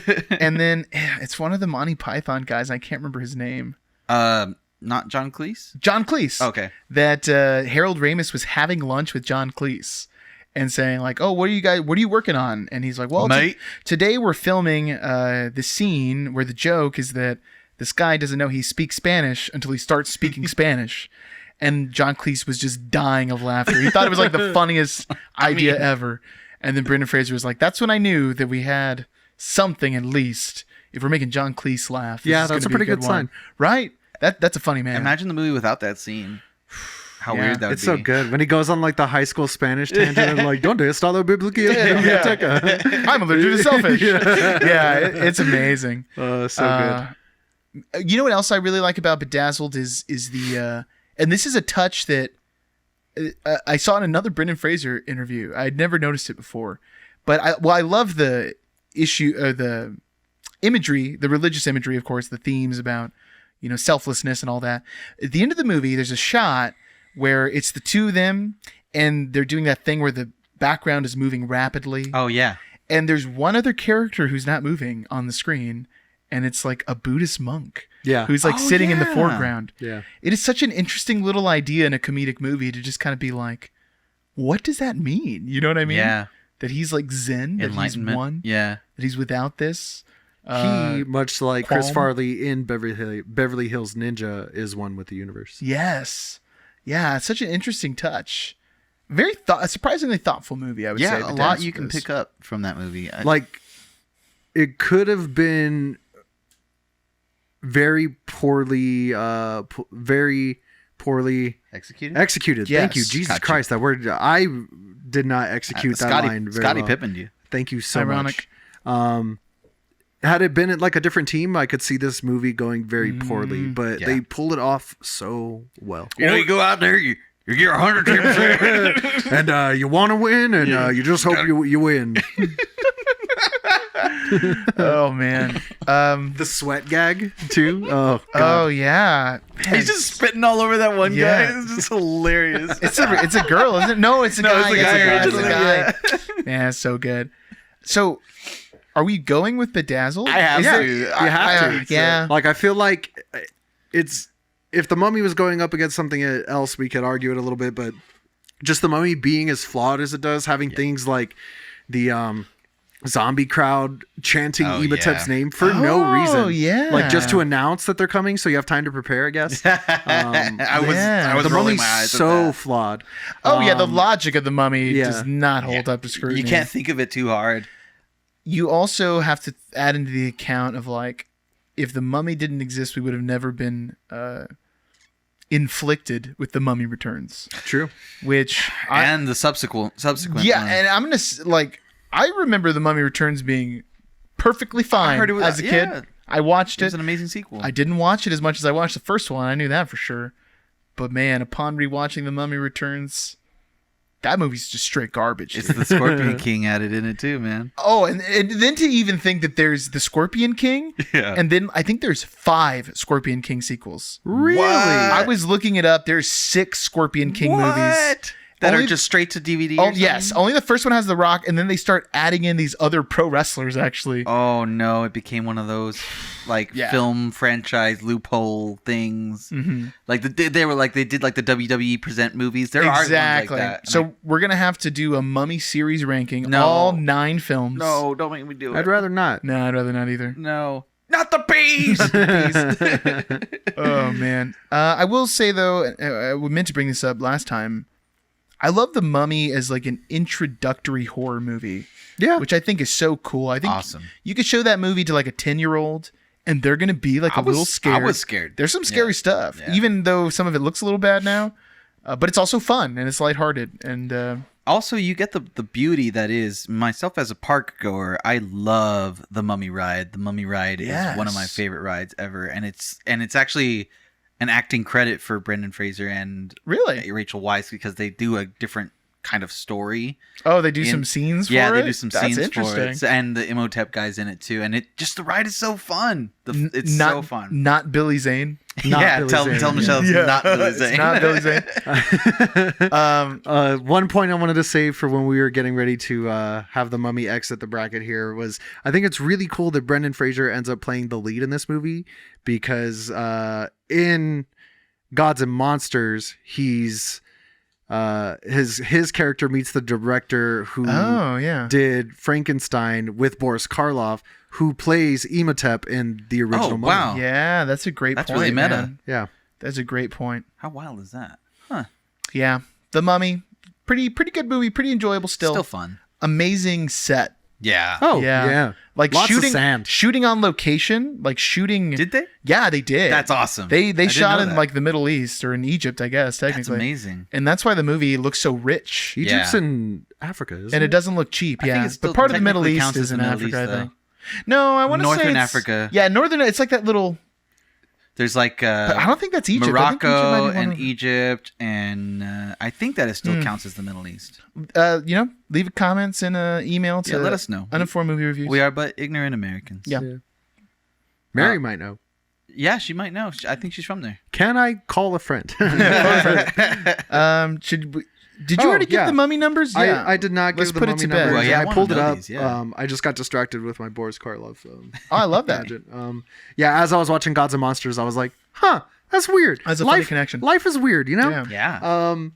The Mummy, with its 124-minute runtime, has a 7.1 out of 10 on IMDb, a 60% on Rotten Tomatoes, made on a budget of $80 million because you got to pay for the camel rental and stuff like that.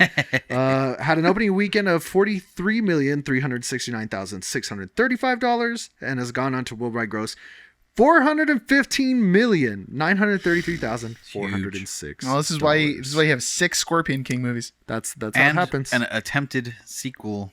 Yeah. 5. Oh, wait, 5. Is it what? 5 Scorpion King movies? Oh my Okay, that's better, right? God, that's awful. By a little margin. Oh my God. It's only 8 movies now for the could film hardly ranking. make it through one. Nah. Dude, I've never seen Scorpion King. I never will. But you did play Seen the game. Scorpion King. But I did Yeah. play Scorpion King: Rise of the Acadian for Nintendo GameCube. I stand alone. Oh, was it in That was the theme. That was the menu music. Man. Makes sense. Wow. Yeah. God smacked. Beautiful game. You got smacked by God. I did. Oh, That's what it felt like. Xbox original. It felt like That's what it felt like. All right. Well, Bedazzled lives to dazzle us one more time. And now we're going to the other part of these semifinals, which is Airheads yes. against Blast from the Past. Yeah. It's a tough one. Well, I guess we should talk a little bit about Blast from the Past, at least, because we haven't talked about it yet. I gotta say, this is kind of my... Watching this one was like the most enjoyable experience for me, Blast from the Past. It is just a delight. It is. It's so witty. Like, Yeah. the writing is just perfect. There's that nice comedic payoff over and over again Yeah. in a lot of different ways. It's whimsical. Some that I miss. It's whimsical. Yeah. It's thought provoking. There's a commentary in it too. Yes. You also get that. I love that, 50s aesthetic Yeah. being brought back. Obviously, Fallout. Very Fallout-esque. Yeah, I mean, it feels so much like Fallout, which is interesting. He was like born in a Fallout shelter. Yeah. But specifically, the game series Fallout being like the well, it's not the 50s though. It's like the future 50s. Yeah, like a I forgot what they call it. Some kind of retro-esque kind of Yeah. year, like Like Art Deco. like steampunk, but yeah. retro punk. I don't know, whatever it is. Cyberpunk. No, it's not cyberpunk. Remember something? No, that's the one where the dong came out when the game first came out because they didn't have the patch right. Smart. Yeah. Smart. This movie is extremely well written. I remember it coming out and seeing it when it was coming out. It was like 96 or something like that, right? Yeah, maybe 98. 99. Oh yeah, I remember watching it when it came out and being like, "That's a great movie." Mhm. Even as a kid, like maybe not even able to like understand all the nuance to the movie, Yeah. and then coming back and watching it this time, I was like, "This is still an amazing movie." It's There's all- actually more now. It's fun to watch it now too because it is such a good time capsule for the 90s. yeah. So now you're like even more removed. You know what I mean? You're watching like this fish out of water in an already dated feeling setting. I don't know. 30 years ago. It really hits the nostalgia for me. It hits it just right. It feels, especially they get the REM on the soundtrack too. You get a little into the world as we know. I mean, it. just having Alicia Silverstone as Yeah. the love interest is a huge I love nice how thing. like the top of the bomb shelter becomes like a bowling alley, right? Yes. Yeah. Or no. It's not a bowling alley. It's a bar. It's a Oh, that's diner right, that's right. turned like eventually grunge bar and then Yeah. just dilapidated building. Love it. And that's one of those like hilarious running characters in the background who has a great comedic payoff at the end where they Well, turn it into a club and he's like the manager. They're gonna make him the manager. It's awesome because they do the one setup and you get the 3 different punchlines out of it with the father and the son and the mother. Yes. Like, Yeah, it's that's so great. good. It man. is really, really sharp, man. One of my favorite gags like that in the movie is at the beginning of the movie. They're kind of the wife is pregnant. Sissy Spacek. Carrie's pregnant, and then they go down in the fallout shelter. Christopher Walken's the dad, and because they think a bomb went off, but a plane crashed in their backyard. And they don't know that. They almost got Donnie Darko'd. Yes. Which ironic because if he wasn't so crazy and overzealous, they probably all would have died. Yeah. So he did save their life, but then they had to spend the next 35 years in a fallout shelter. She's pregnant. She gives birth to Brendan Fraser. So his whole life is in there. But there's a thing, they're going through his life, and the dad's the teacher. And there's this bit about him trying to explain baseball. Oh, and God, he's like, it's so good. He must. He's out there. He's forced out. He must do it.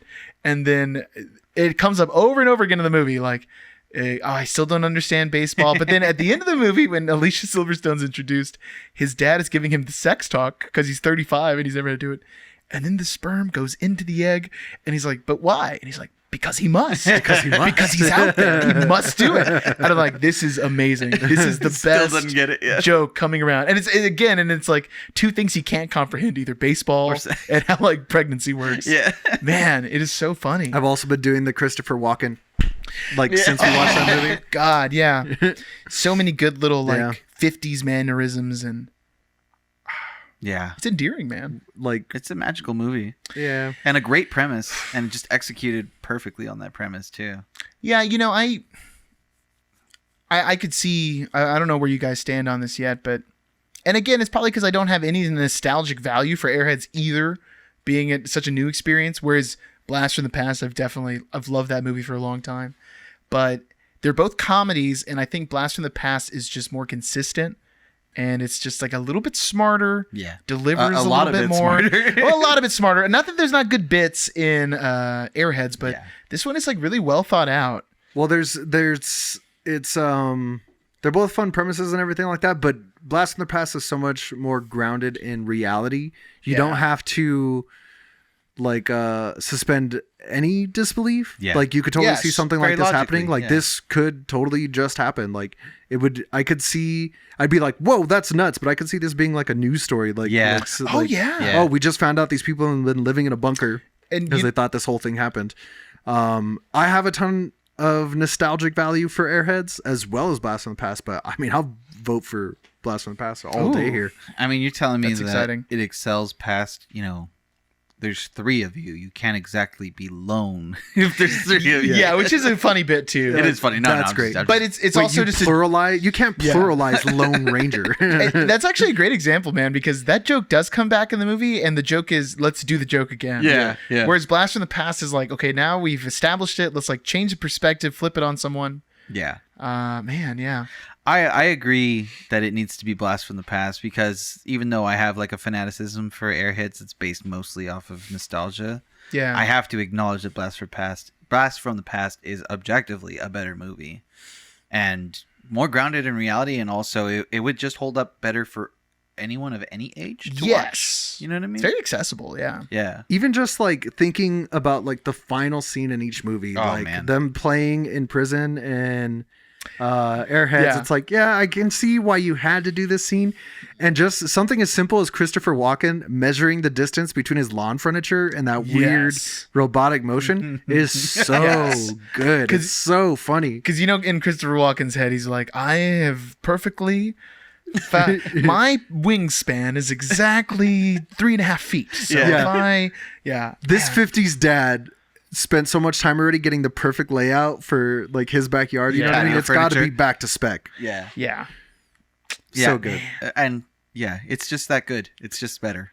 Okay, so we'll push it on through. Anything else about Airheads? I guess just the numbers, baby. Oh yeah, I'm curious. Yeah, I don't think I have anything else.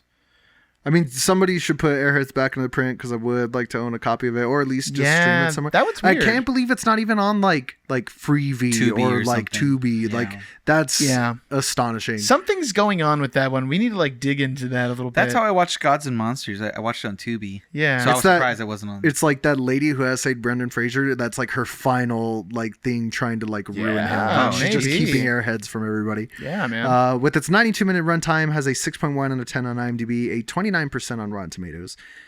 Made on an $11 million budget, only made $1,911,739 opening weekend, and has worldwide gross $5,751,882. Because the dang thing ain't in print. That's yeah, why. because you can't buy it or watch it or rent it. Yeah. I remember the first time I saw Airheads, I was probably right around being like, I don't know, 10 to 12 or something. Yeah. And I remember being like, I stumbled upon this movie and Yeah. I'd never heard of this movie like prior to it. Or like and I loved Brendan Fraser, so at that point was just like, I think I've seen all his movies. Mm-hmm. And then I saw that movie and I was like, I didn't even know Brendan Fraser's in this movie. This is cool. Yeah, I have like memories, like very specific memories of like being at my cousin's house spending the night for a weekend and us like all watching Airheads and just laughing hysterically. I think they used to play it on Comedy Central. Yes, it was a comedy. That's it was when a Comedy I think Central movie. I think I've like seen clips of it or something, because I had a feeling like I had watched it, but as a kid. But I definitely didn't remember all the plot details. But I will say that like I think Airheads, it should be re-released because I think there would be a really big audience for it now. Yeah. The jokes hold up. I will watch it again because I feel like I wasn't comfortable with some of the racial humor, which I feel like wasn't timed well. But I want to watch it again to make sure I give it like the benefit of the doubt. And maybe I missed a setup or something. You know what I mean? Which is often happens when you watch a movie while having babies. You're like, that's weird. Yeah. let me pause this. I need to go do something. Yeah. Okay, I'll come back. I've been watching a lot of movies in like 6 parts. You know what I mean? Yeah. Like, I'll watch 20 minutes here, 40 minutes before we go to bed, that kind of thing. So I don't know. I owe it a rewatch at least. It's still really good as far as going down as like one of his best roles, I think. Some would say a semi-finalist if we were to put all his roles in a bracket. If it were in a bracket. We would say that. Yeah, we would. Yeah. We have. Well, I guess that leaves the finals. Oh, I did, in our trash talking of Monkey Bone, I forgot to say, dang, we probably should have put School Ties instead of Monkey Bone. But I was also wondering, I was like, are we going to be unanimous in our hatred? But Frank would have wanted the bone. I'm glad we talked about Monkey Bone. As he does. I'm glad I rewatched it because I did have more affinity in my head before rewatching it. Okay. Yeah, no, I think it was time well spent. So the final, man, Bedazzled against Blast from the Past. I feel like this is turning into that cranium board game where we just argue about things. Yeah. And this is interesting. I mean, does anyone want to open the floor? Does anyone have a way they feel? I just keep falling back to my original argument in favor of Bedazzled. And it's what I've been thinking about this whole time. Like, just the amount of opportunity that Brendan Fraser is given in this role to act is kind of hard to beat. If we're determining Brendan Fraser's best roles, the amount of opportunities he's given and the fact that he knocks it out of the park in every aspect of Bedazzled, I feel like is a really strong argument.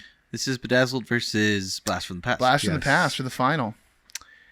I'm going to have to go with Bedazzled. Interesting. Okay. Just purely because of how much more fun the movie is. Blast from the Past also equally very fun, but Bedazzled is like, ooh excuse you.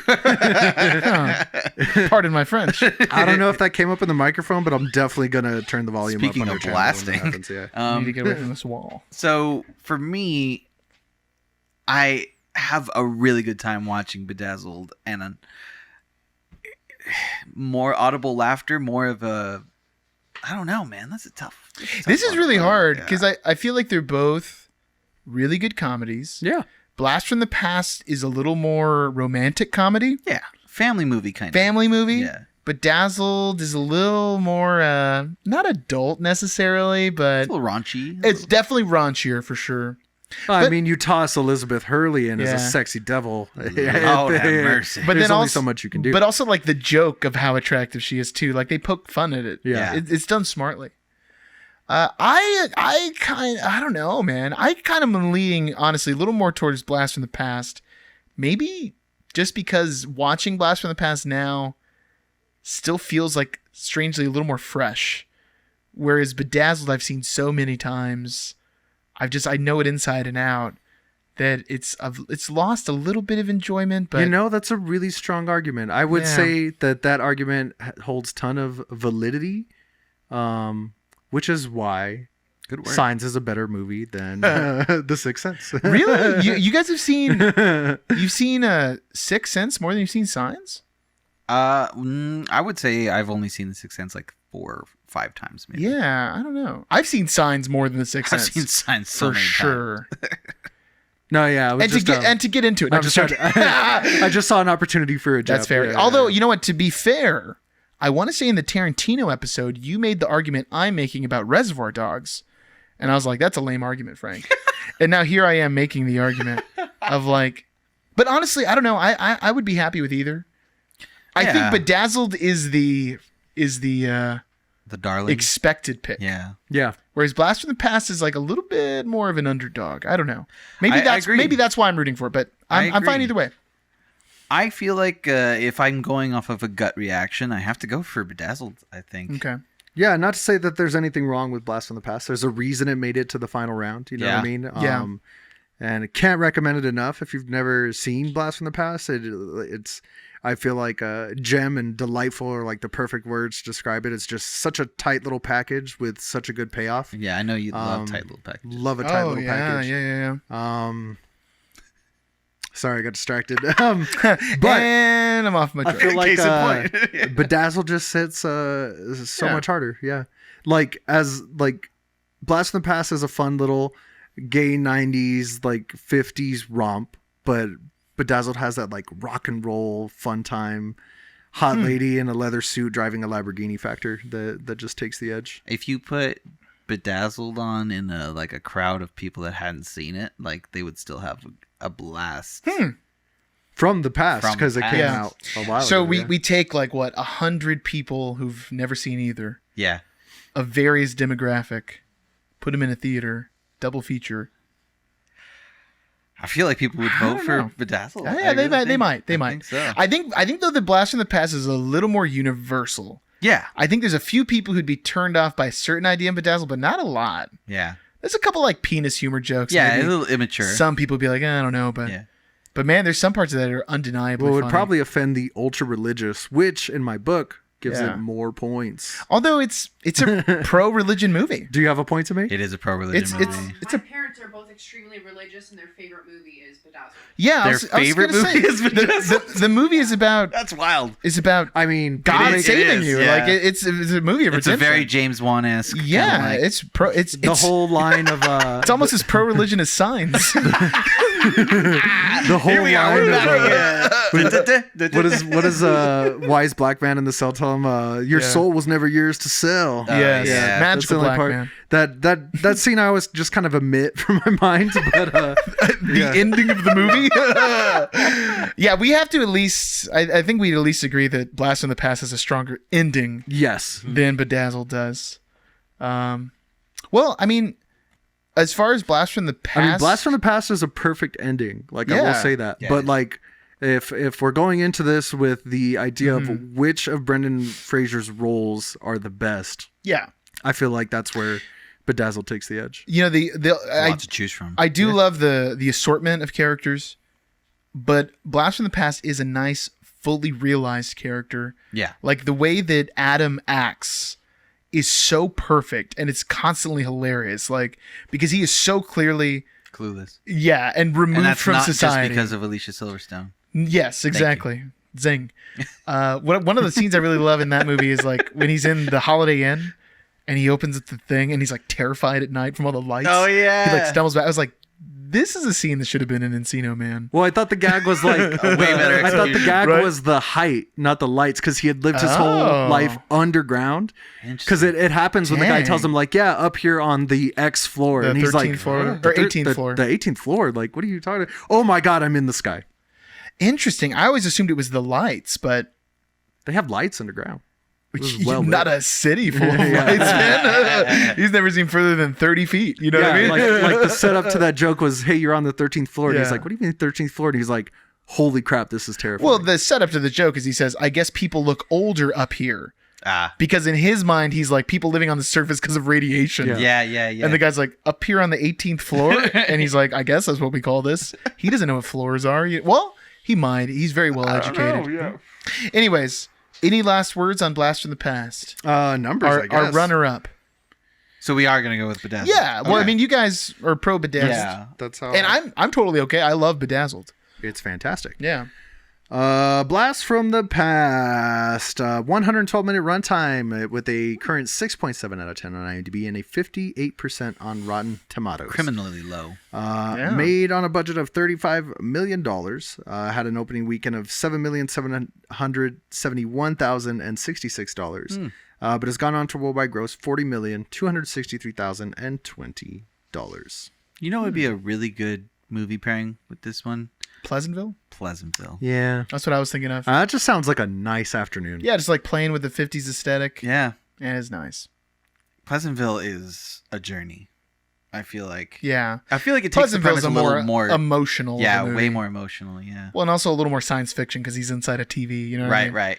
But a lot more social commentary. It's the opposite Fish Out of Water. Yeah. It's the modern person in the 50s. Yeah. Yeah. That makes it a good accoutrement. Yeah, I think so. Yeah. Aperitif. There you go. Yeah. Okay, so I mean, I feel like now this feels kind of unceremonial. Like you want it, Bedazzled. Bedazzled, yeah. I feel like we've said everything that could be said about Bedazzled. Yeah. Our love for it is pretty clear. I do have one more thing to say. What do you got? Have you guys ever seen the deleted scene from Bedazzled?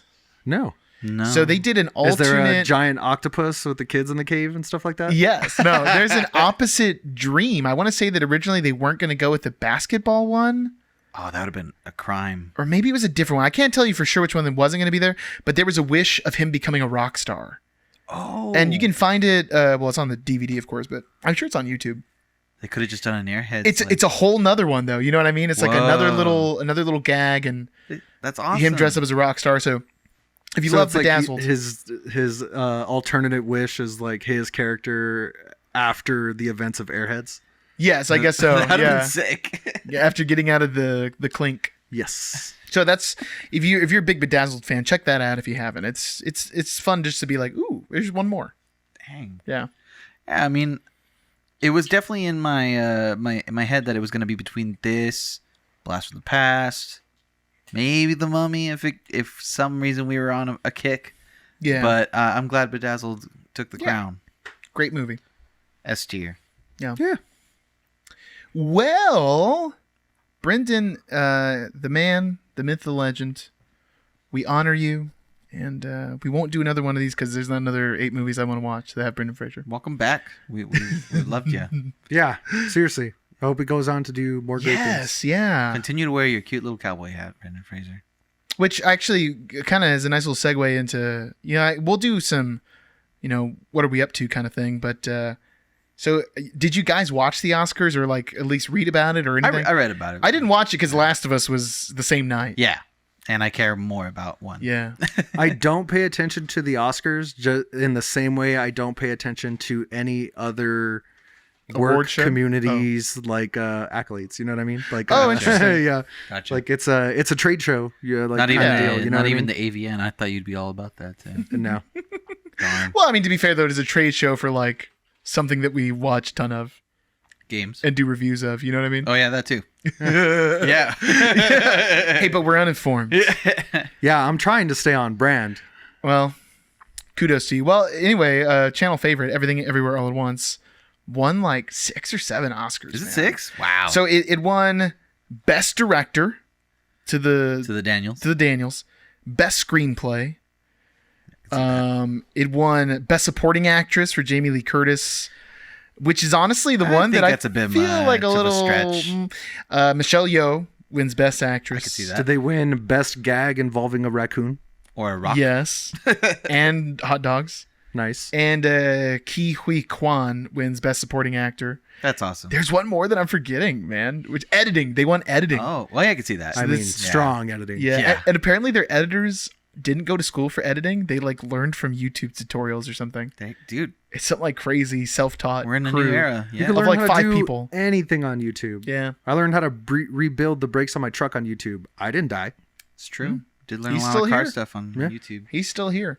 So yeah, I don't know. I just wanted to see what you guys thought. I mean, we loved the movie. I love that movie. Do I feel like it deserved all of them? Maybe not every one of them. Like like the Jamie Lee Curtis one seems like a stretch. That's She was one fine. for sure that Yeah. probably. I mean, I think the other ones are a better argument. Yeah, I loved Banshees of Inisherin. See, I didn't see that one. That's a great movie. I love Tara. I honestly thought Kate Blanchett I forgot that was going up for it. I thought she was going to win Best Actress. Not that I didn't like Michelle Yeoh's, but I mean, Kate Blanchett is just like... She's always incredible. Well, she's just so transformative. You know what I mean? That movie's crazy, but I'm definitely pleased with it. I do think it's a little bit... It's like a little bit of a bummer because I think inevitably with it winning so many Oscars, it's just going to be like, people are going to hate on it now. It's going to turn into like, it's the overrated movie. Yeah. As opposed to a few months ago, it was like, have you seen this crazy movie? This movie's wild, yeah. You know what I mean? So yeah. Hopefully it's not super negative. It is weird to me that they gave him so many because, like I said, I did love the movie. Did I think it was worth 4 or 5 Oscars? Maybe not. Not in my opinion. Yeah. Well, you know what? They also announced, too, that the Daniels are going to be involved in some Star Wars show. Yeah, I guess they're doing like... Is it an animated show? No, it's live action. It's got Jude Law. Oh, nice. It's like a band of rogues. Oh, okay. The guy from Squid Game is in it. It's not Bad Batch. It's something else. I don't remember the name. Weird point that has nothing to do with anything. Every time I hear Jude Law's name, I think of the robot gigolo from AI. Hell yeah. Yeah, Hey, Joe, what do you Every know? time, that's where my brain goes. That's a great role, man. Yeah. But anyways, I think that's enough about Oscars, unless you guys have something. Frank, what did you think about the end of The Last of Us? This is what I've been wondering about since the last time I saw you. As someone who didn't know the ending. I thought it was pretty cool. My one complaint was Danny's need to tell me that's exactly how the video game ends, because now I feel like there's no point to play the video game. As it was happening? Oh, there's hella point to play it. This is exactly how this happens in the video. Yeah. Sorry. That was me to Michelle. I mean, you're king of spoilers. I didn't spoil anything. he really is. Yeah, you really are. I mean, he gave out light spoilers last episode, right? Am I crazy? And my favorite Comment part below. is you'll be like, I'm not going to spoil anything, but big Continues to spoiler. spoil. Yeah. I mean, I'm just going to argue that there's hella reason to play that game. It is a fantastic game. Yeah, it is. Gameplay-wise, it is a fantastic game. But I thought it was a super cool ending. I like the choice that Joel made because it was so controversial. You know what I mean? Was he supposed to be like perfect? Like, no, sometimes love causes you to make a decision that probably wasn't the best decision. Yeah. Nice. Yeah, man. Yeah. That's it, I think. Danny, is someone who played the game, how would you rate the HBO series now that it's finished? Like, what kind of score would you give it? A nice 80%. 80%? Okay. Yeah, because it started off real strong. Would you give it a, it's just TV, or would you give it a, it's HBO?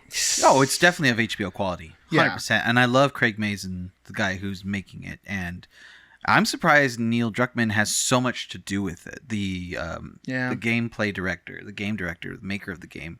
And I'm glad he has so much to do with it, because it really feels like they took some of the source material and actually enhanced it by a lot, like adding some things here and there, changing some things here and there. Well, the Bill and Frank episode stands out. Incredible. You know what I mean? Yeah. It's a great episode of TV. Well, then adding like the fungus central nervous system kind of thing that they do in it, they kind of changed some of the infected, and it is really good. But man, that first episode is killer. It is killer, dude. I agree with you that I think it definitely starts strong, and I feel like the last few episodes waver a little bit for me. I think, except for the Bill and Frank episode, which honestly was just such a great little succinct storyline, I don't know if I'm going to watch this show ever again. Like, I will play Last of Us again. Oh, dude. But I don't think I'll ever watch the TV show again. Like, you won't watch the second season? I'll watch the second season, okay. but I don't need to go back and rewatch the first season because I know the story so well. Yeah. And if I want to experience that story again, Just play the game. the game is just like... The game's amazing, bro. The game is 10 out of 10 for sure. And I actually just finished replaying Last of Us Part 2. Just as good, dude. Actually, even better, to be honest. So I'm really interested to see what they do. Yeah, I'm excited to see the next season. I do hope that they up the infected amount, man. Yeah. And, he's commented that. Yeah. Neil Druckmann. He said, like, yes, there'll be a lot. There'll be more. Shut up. Yeah. It's all right. We'll show the zombies. We'll show them blowing up zombies. Yeah. He's already shot down a bunch of rumors, which I like. He's very active about it. But, like, there's rumors popped up about, is this one character actually seen in the finale? And he's just like, categorically, no, you're wrong. Yeah, I know he's what just you're like, I'm talking just about. stomping that out now. Which is Danny good. is now very carefully not spoiling anything. Yeah. There's an alleged character who appears, who may or may not show up. There's this story called The Last of Us. I don't know exactly how it goes. I'm just kidding. That's The Last of Us, man. I guess all we got left.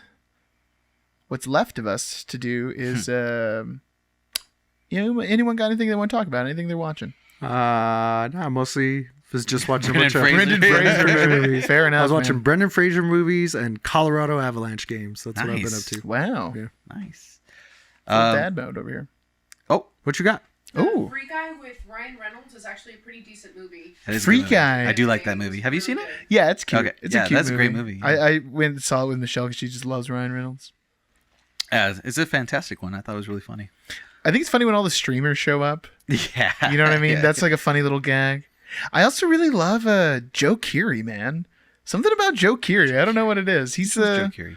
He's the adopted mother in Stranger Things. Oh yeah. You know what I mean? He's great, man. It's Ready Player One done right. Yeah, and it's got like video game references that I think make sense. Yeah. I think the logic Good story. The logic of the island thing is it breaks down a little bit. Yeah. But that's all right. It's just fun. The buff Ryan Reynolds joke was just hilarious, I think. Yeah. That's probably the best part of the movie for With the me. tattoo of the blue shirt. Yeah, I think it's Yes, hilarious. The lightsaber killed me, man. Oh yeah, that was really funny. I just was not expecting that. It Yeah. really or the shield and then Chris Evans. Oh yeah. Chris Evans cameo is so funny. Yeah. What the? Yeah, it's great, That's man. amazing. Yeah. Yeah, that is a fun little movie for sure. I mean, just watching anime. Otherwise than that, I just finished my first playthrough of Final Fantasy IX Wow. on the recommendation of Jesus my wife. Christ, man. I did it in a record 30 hours. What? Dude, I don't think I've ever in my life finished a turn-based RPG. Really? Because I just always Finished it? Never. I don't think a single one. Wild. Because I just get so burned out.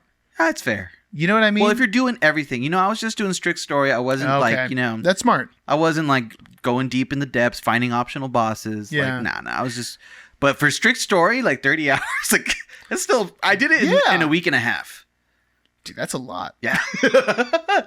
I was hooked. That's the way to do it, though. I can't not do all the side quests. Yeah. And it That's how Sam is. She's a completionist. yeah, and it burns me out sometimes. I can't get to the end of it because I can't not skip stuff. Well, you like things like Bravely Default and like Fire Emblem and like. I haven't played Bravely Default. I do love Fire Emblem. I have beaten a couple Fire Emblems. Oh, there you go. Which is Those are JRPGs. they're turn-based, but they're more strategy. Oh, strategic. You know what I mean? Yeah. Like a Final Fantasy Tactics. Tactics, yeah. Or Advanced Wars. I love the Advanced right. Wars series. This one plays a lot like Crystal Chronicles. I mean, not in that it's multiplayer, but it looks, the aesthetic is a lot. It is the same aesthetic as Crystal Chronicles. It is. Yeah, that's true. And it's one of the higher rated Final Fantasies, and Sam was completely right. This might be one of my favorite Final Fantasies of all time. I feel like it's a bummer that we played so much Crystal Chronicles without Danny. I know, I would love to play it. You would have been all about it. The Game Heck Boy yeah. guy. Yeah. Well, they have it on PlayStation now. Oh, that's right. But the bummer is that you all have to buy it Yeah, well, and play I'll buy it. online. You Yeah. know what I mean? But it's I'll buy okay. it. Yeah. There's It's some, not like most games. there's where something you- fun though about like getting four. It feels like playing D&D in real life. Like Yeah. get the party together. Everyone's got a Game Boy. You got your stats on your screen. Everything. Or like the days we used to play Gauntlet.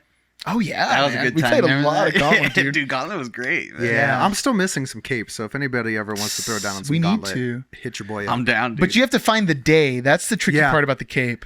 Yeah. We're talking about the Gauntlet remake. Everybody, highly Was recommend. it Dark Legacy? No, it's just Gauntlet. Oh, just Gauntlet. Okay. They did a classic. Just call it the same name as the first one. Nice. There is a movie we watched a while ago, and I keep forgetting to talk about it, but I just saw the trailer like this past week, and I think I had like said to Grace, I was like, oh, I can't believe I didn't bring this movie up on the channel, and I almost forgot it again. It's called Sick, and it's streaming on Peacock. It's about two friends in the middle of COVID who go to quarantine at a cabin, and then it turns into like a slasher movie, and it's definitely worth a watch. It's Sick. a lot of fun. is it a They're COVID? like- Is it a COVID movie like made in COVID? Could be, probably, It was right? released in 2022, so more than likely. Yeah, more than likely. That's cool. But it's But it really was cool. good. It's got some fun twists. The characters don't make the dumb slasher decisions that you would Ooh, normally okay. make. Like Nice. they Yeah, handle man. the situation very well. It's got laughs. It's got gruesomeness. The ending rocks. It's great. That's awesome. Yeah. That's beautiful, man. I think I'll check that out. You said it Yeah, was on Sick Hulu or on Peacock? Peacock. Nice. Okay, I have Yes, I have yes. the Peacock. On And you know I what? feel like why cancel your Peacock subscription? It's like $5-6 bucks. It's got a ton of stuff. Yeah. Like, yeah. You can watch The Office. Well, they're going to slowly start increasing the price. That's how they get you, right? That's how they do it. They're like, oh, I can HBO watch Max I can style. watch Cocaine Bear, and the next thing you know, it's $15. I hate how hooked I am to my HBO Max subscription. They're just like, well, the base one's like $12 or something like that. wow. No, now it's like $15, I think. I've gotten really strict on myself about like, okay, I'm canceling this one right now. Yeah, I need to. Like, I don't have Disney Plus, and now I need to watch Mandalorian, so I'm going to cancel HBO and then do Disney Plus for a while. So There's some good stuff on. You know what? International Disney Plus. I watched it with Sam. They have a Has ton of so stuff, right? Much stuff, dude. Yeah, you got to get a VPN on that guy. Oh, yeah. You know what I mean? I forgot I could do that. Yeah. But I've heard that. Like, even in Canada, they have so much content we don't Dude, their have. Netflix is stacked. Yeah, that's like cool. they have It's Always Sunny on there. They have like all of The Office. They have all of Seinfeld. They have all of Friends. That It's is like, so- Universal Healthcare. Yeah, There you universal go. healthcare. Yeah. not as fascist as we are. Not yet. Yet. Yeah, they're getting there. Yeah, You're give them getting some there. time. Brexit helped. Well, you know what? I do have. Is it time to write them? You know, it is, and I have to say that this might be the last one for at least a few episodes, because I was on spring break, which led to me watching so much movies, and now like these next 2 weeks are gonna be so busy at work. Yeah. The But start of a new semester. And I started watching Lonesome Dove, which I'm really enjoying, but it's 6 hours long, man. What? So I'm bogged down watching this TV miniseries from the 90s. Oh. And it's like, once I get through it, but I'm only like an hour in, maybe a little bit more than that. I don't know. It does. I feel the brakes tapping a little bit. I'm hoping to get a bolt of rejuvenation. Do you feel brakes tapping or reins being pulled in? Yes, reins being pulled. There it is. But I think, man, this almost needs to be a year-long adventure. You know, of just, I need to just hit it until there's a day where I'm like, I can't do it anymore. You know what I mean? Gotta hang up the hat. Yeah, hang up the hat, put the badge in the drawer, say, you know what, those days are behind me. I'm going to live out on the prairie. On the There you prairie go. as a cowpoke. Yeah. Do that scene from Red Dead 2 when they're building the house. Yeah. Anyway, let's hit it. All right. So I got 4 of them for you today, guys. First up, Deadwood, the movie. I finished the series, which I previously was like, Deadwood 5, and I didn't even really go into it that much in the first one. Deadwood's just so well written, so well acted. Sure is. The Deadwood movie, I'm giving a 3. It has the entire cast return, which is incredible on its own, because it's like 10 years later or something, 15 years later. Unfortunately, they're trying to do too much in 2 hours, and it's got a ton of like fan service. It's like, hey, we need to tie up neatly all these knots. Feels a little bit like Serenity, but Serenity did it better. Oh, now I don't want to watch this, man. So I will say though that the Deadwood movie does have a few very satisfying conclusions that you want to watch it, but you can't go in being like, it's not going to be as good as the show. They can't spend as much time with the characters you want. Yeah. Unfortunately, the show takes its time, bro. Yes, and it's interesting because the show, there's no real main character. At the beginning, you think it's Bullock, but then it really hops around to the point that the season 2 finale, Bullock doesn't even have a speaking line. He's just in it. But he doesn't even talk because they're so busy like, oh, let's spend 4 episodes on these characters or something. Interesting. But the movie, unfortunately, like Al, for instance, Swearingen is one of the underutilized characters in the movie. Well, that's sad. And That's it's like, criminal. what a horrible idea. Yeah. You know what I mean? And they spend a lot of time on like, a few other characters. It is nice to see, but it's like, I like Calamity Jane. I don't. But I want Al Swearingen. You know what I Calamity mean? Jane is my least favorite on the show. Oh, it's just drunk and pooping her pants Her everywhere. delivery is just, it's too much. I mean, That's knowing all. nothing about the character, solid name though. Well, she was yeah. a real person. Oh, yeah, real. Yeah. Calamity They're Jane. all real, I guess, but Actors are real people, like you. well, some of them. Sometimes. Sometimes, yeah, Sometimes that they is are. true. All right, I got Hang 'em High, Clint Eastwood. I've never seen it. 4 stars, Really? man. This one's good. Dope. The movie just starts off with a gang hanging Clint Eastwood from the neck. They accuse him of being a cattle rustler. They don't have any proof. He's even pulling out his bill of sale. They're like, "Nah, we're hanging you." But you know what? I don't care about this paper. They don't kill him. He survives. He like passes out. These people collect him later, and then long story short, you find out that he's like a retired marshal. John Wick style. And it's like, pick up the badge, pick up the gun. You can catch these guys, but you got to do it our way, the legal way. Oh. The movie actually really examines criminality and the justice system in the West. It's not just like good guy kills bad guy, but it's even like the judge is making these decisions that aren't just. Nice. It's very interesting, very introspective. Cool. And then Clint Eastwood's got a great look because he's got the noose scar in the movie that he hides with his black bandana. He's all in black. Sick. He's got some great lines to deliver, like, if you hang a man, you better look at him in the face. Nice. And then it's just a vengeance story, man. It's good. It's good. I loved it. I'll keep going. I don't want to spend too much time. I got The Long Riders 4.5. This is a Western hidden gem, guys. Long Riders. The Long Riders. It's the brothers movie. It's 4 sets of brothers in this movie. You got the Quaids. You got the Keaches, which if you saw their face, you'd be like, okay. You got another. these guys. You got another one that's not that great, and then you got the Carradine brothers. Oh. And it's this real story of the Jesse James gang. Oh, cool. Which is a bunch of brothers in that gang too. So they got brothers to play brothers. Nice. It's written and directed by this guy named Walter Hill. He wrote this movie called Aliens that you might know. He also wrote and directed this little film in 1979 called The Warriors. Oh, now I don't want to watch it. This movie came out the very next year. So The Warriors is, this band of guys trying to get through New York, whereas The Long Riders is this band of outlaws trying to Do they wear shirts in this one? trying to escape. Yeah, they definitely do. Oh, darn. It's not as stylized. It's actually very grounded in reality, and it's really interesting. The score is all done by instruments from that time and performers from that time. That's cool. It's a very interesting movie, man. And then at the end, it's got a great finale, and then David Carradine's great in it too. Wow. So that sounds really awesome. I'd imagine, knowing the director's work, that it'd be really good, and Danny wouldn't fully be able to appreciate how good of a movie it is. speaking of which, join us on the next episode for more of that discussion. Yes. You know what seemed funnier about Foreshadowing. that is you would think that the movie that David Carradine is in is actually Hang 'em High. There it is. I couldn't This find guy. a joke. This guy. Yeah, there it is. This is what we keep him around for. He's beautiful soul. He does good work. Thank you. Last, I got Bone Tomahawk, everybody. Dang, man. Did you like it? Bone Tomahawk goes hard, man. Let's see how many. I'm giving this one 4. I'm giving this a solid 4. Not too many spoilers, because oddly enough, Jake was just recommending this movie like 2 days ago. Yeah. That's He wild. was Okay. like, have you ever? And I was like, no, weirdly enough, though, like, I think it's time, because it keeps coming up. I promise to you, this isn't a spoiler. It's going to feel like it is.